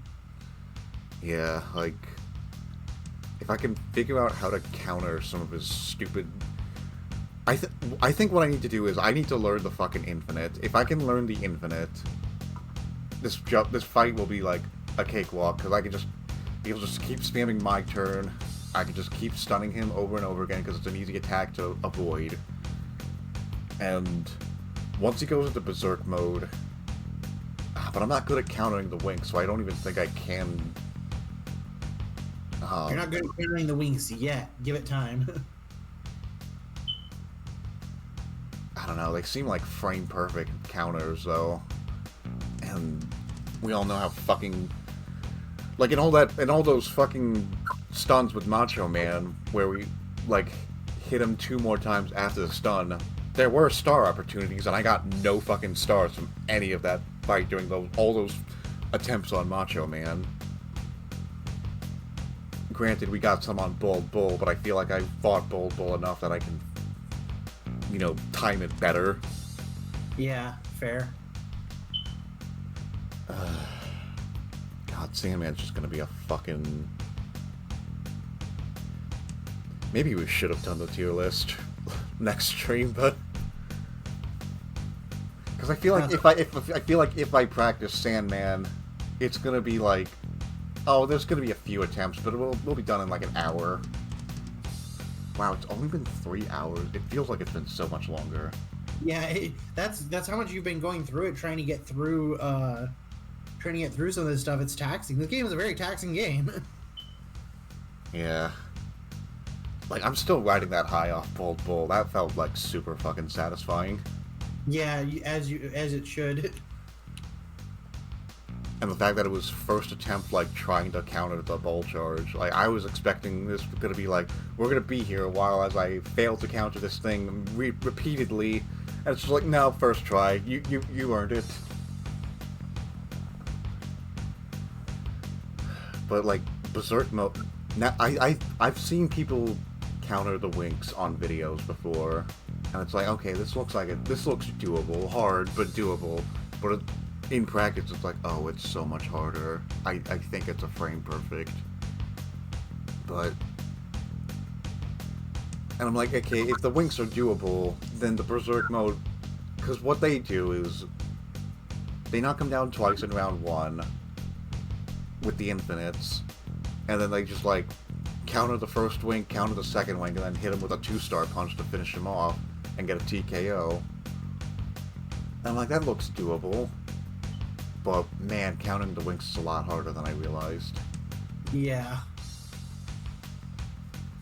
But we'll deal with that later. I don't know when we're gonna do next Punch-Out because I feel like I'm gonna have to practice a lot on this guy, and I can't practice tomorrow. I can't practice on Monday either. So It's okay. We can still come back to it. Just take the time you need. yeah. Yeah, so I guess we're just gonna have a bunch of Zelda streams until I beat that game. Dude, I was playing that game like all day yesterday. Like I woke up at 10 a.m. I started streaming around like 11 or 12, and I just played that until like 5 in the morning. Jesus Christ, you're insane. Yeah, stream crashed a lot, but like I was having fun. Like my goal was like, okay, I'll end stream once I uncover like all the map that I can uncover, and then I got to like a really good story point. I'm like, I can't end now. I was gonna end at like 3 a.m., but I was like, but like I can't end now. We gotta get this area back because it's a really good story point, and I don't want to spoil on stream for anyone who isn't watching those streams and doesn't want to be spoiled. Yeah. That's But, completely fine. But Jesus Christ, 5 a.m., man. Yeah, I mean, it's the first Zelda game I've enjoyed in like 10 years, so I've needed this. I'm glad you got it then. Yeah, it's like a mix of new and old, so that's pretty nice. Like, I do agree Zelda needed like a new fresh take, and I think Breath of the Wild was a good idea in concept, but in theory, like on paper, in practice, it doesn't feel like a Zelda game to me. It feels like Skyrim, but with Zelda in characters. Yeah, I can definitely feel that. So, I think we're gonna raid out. Who do we want to raid though?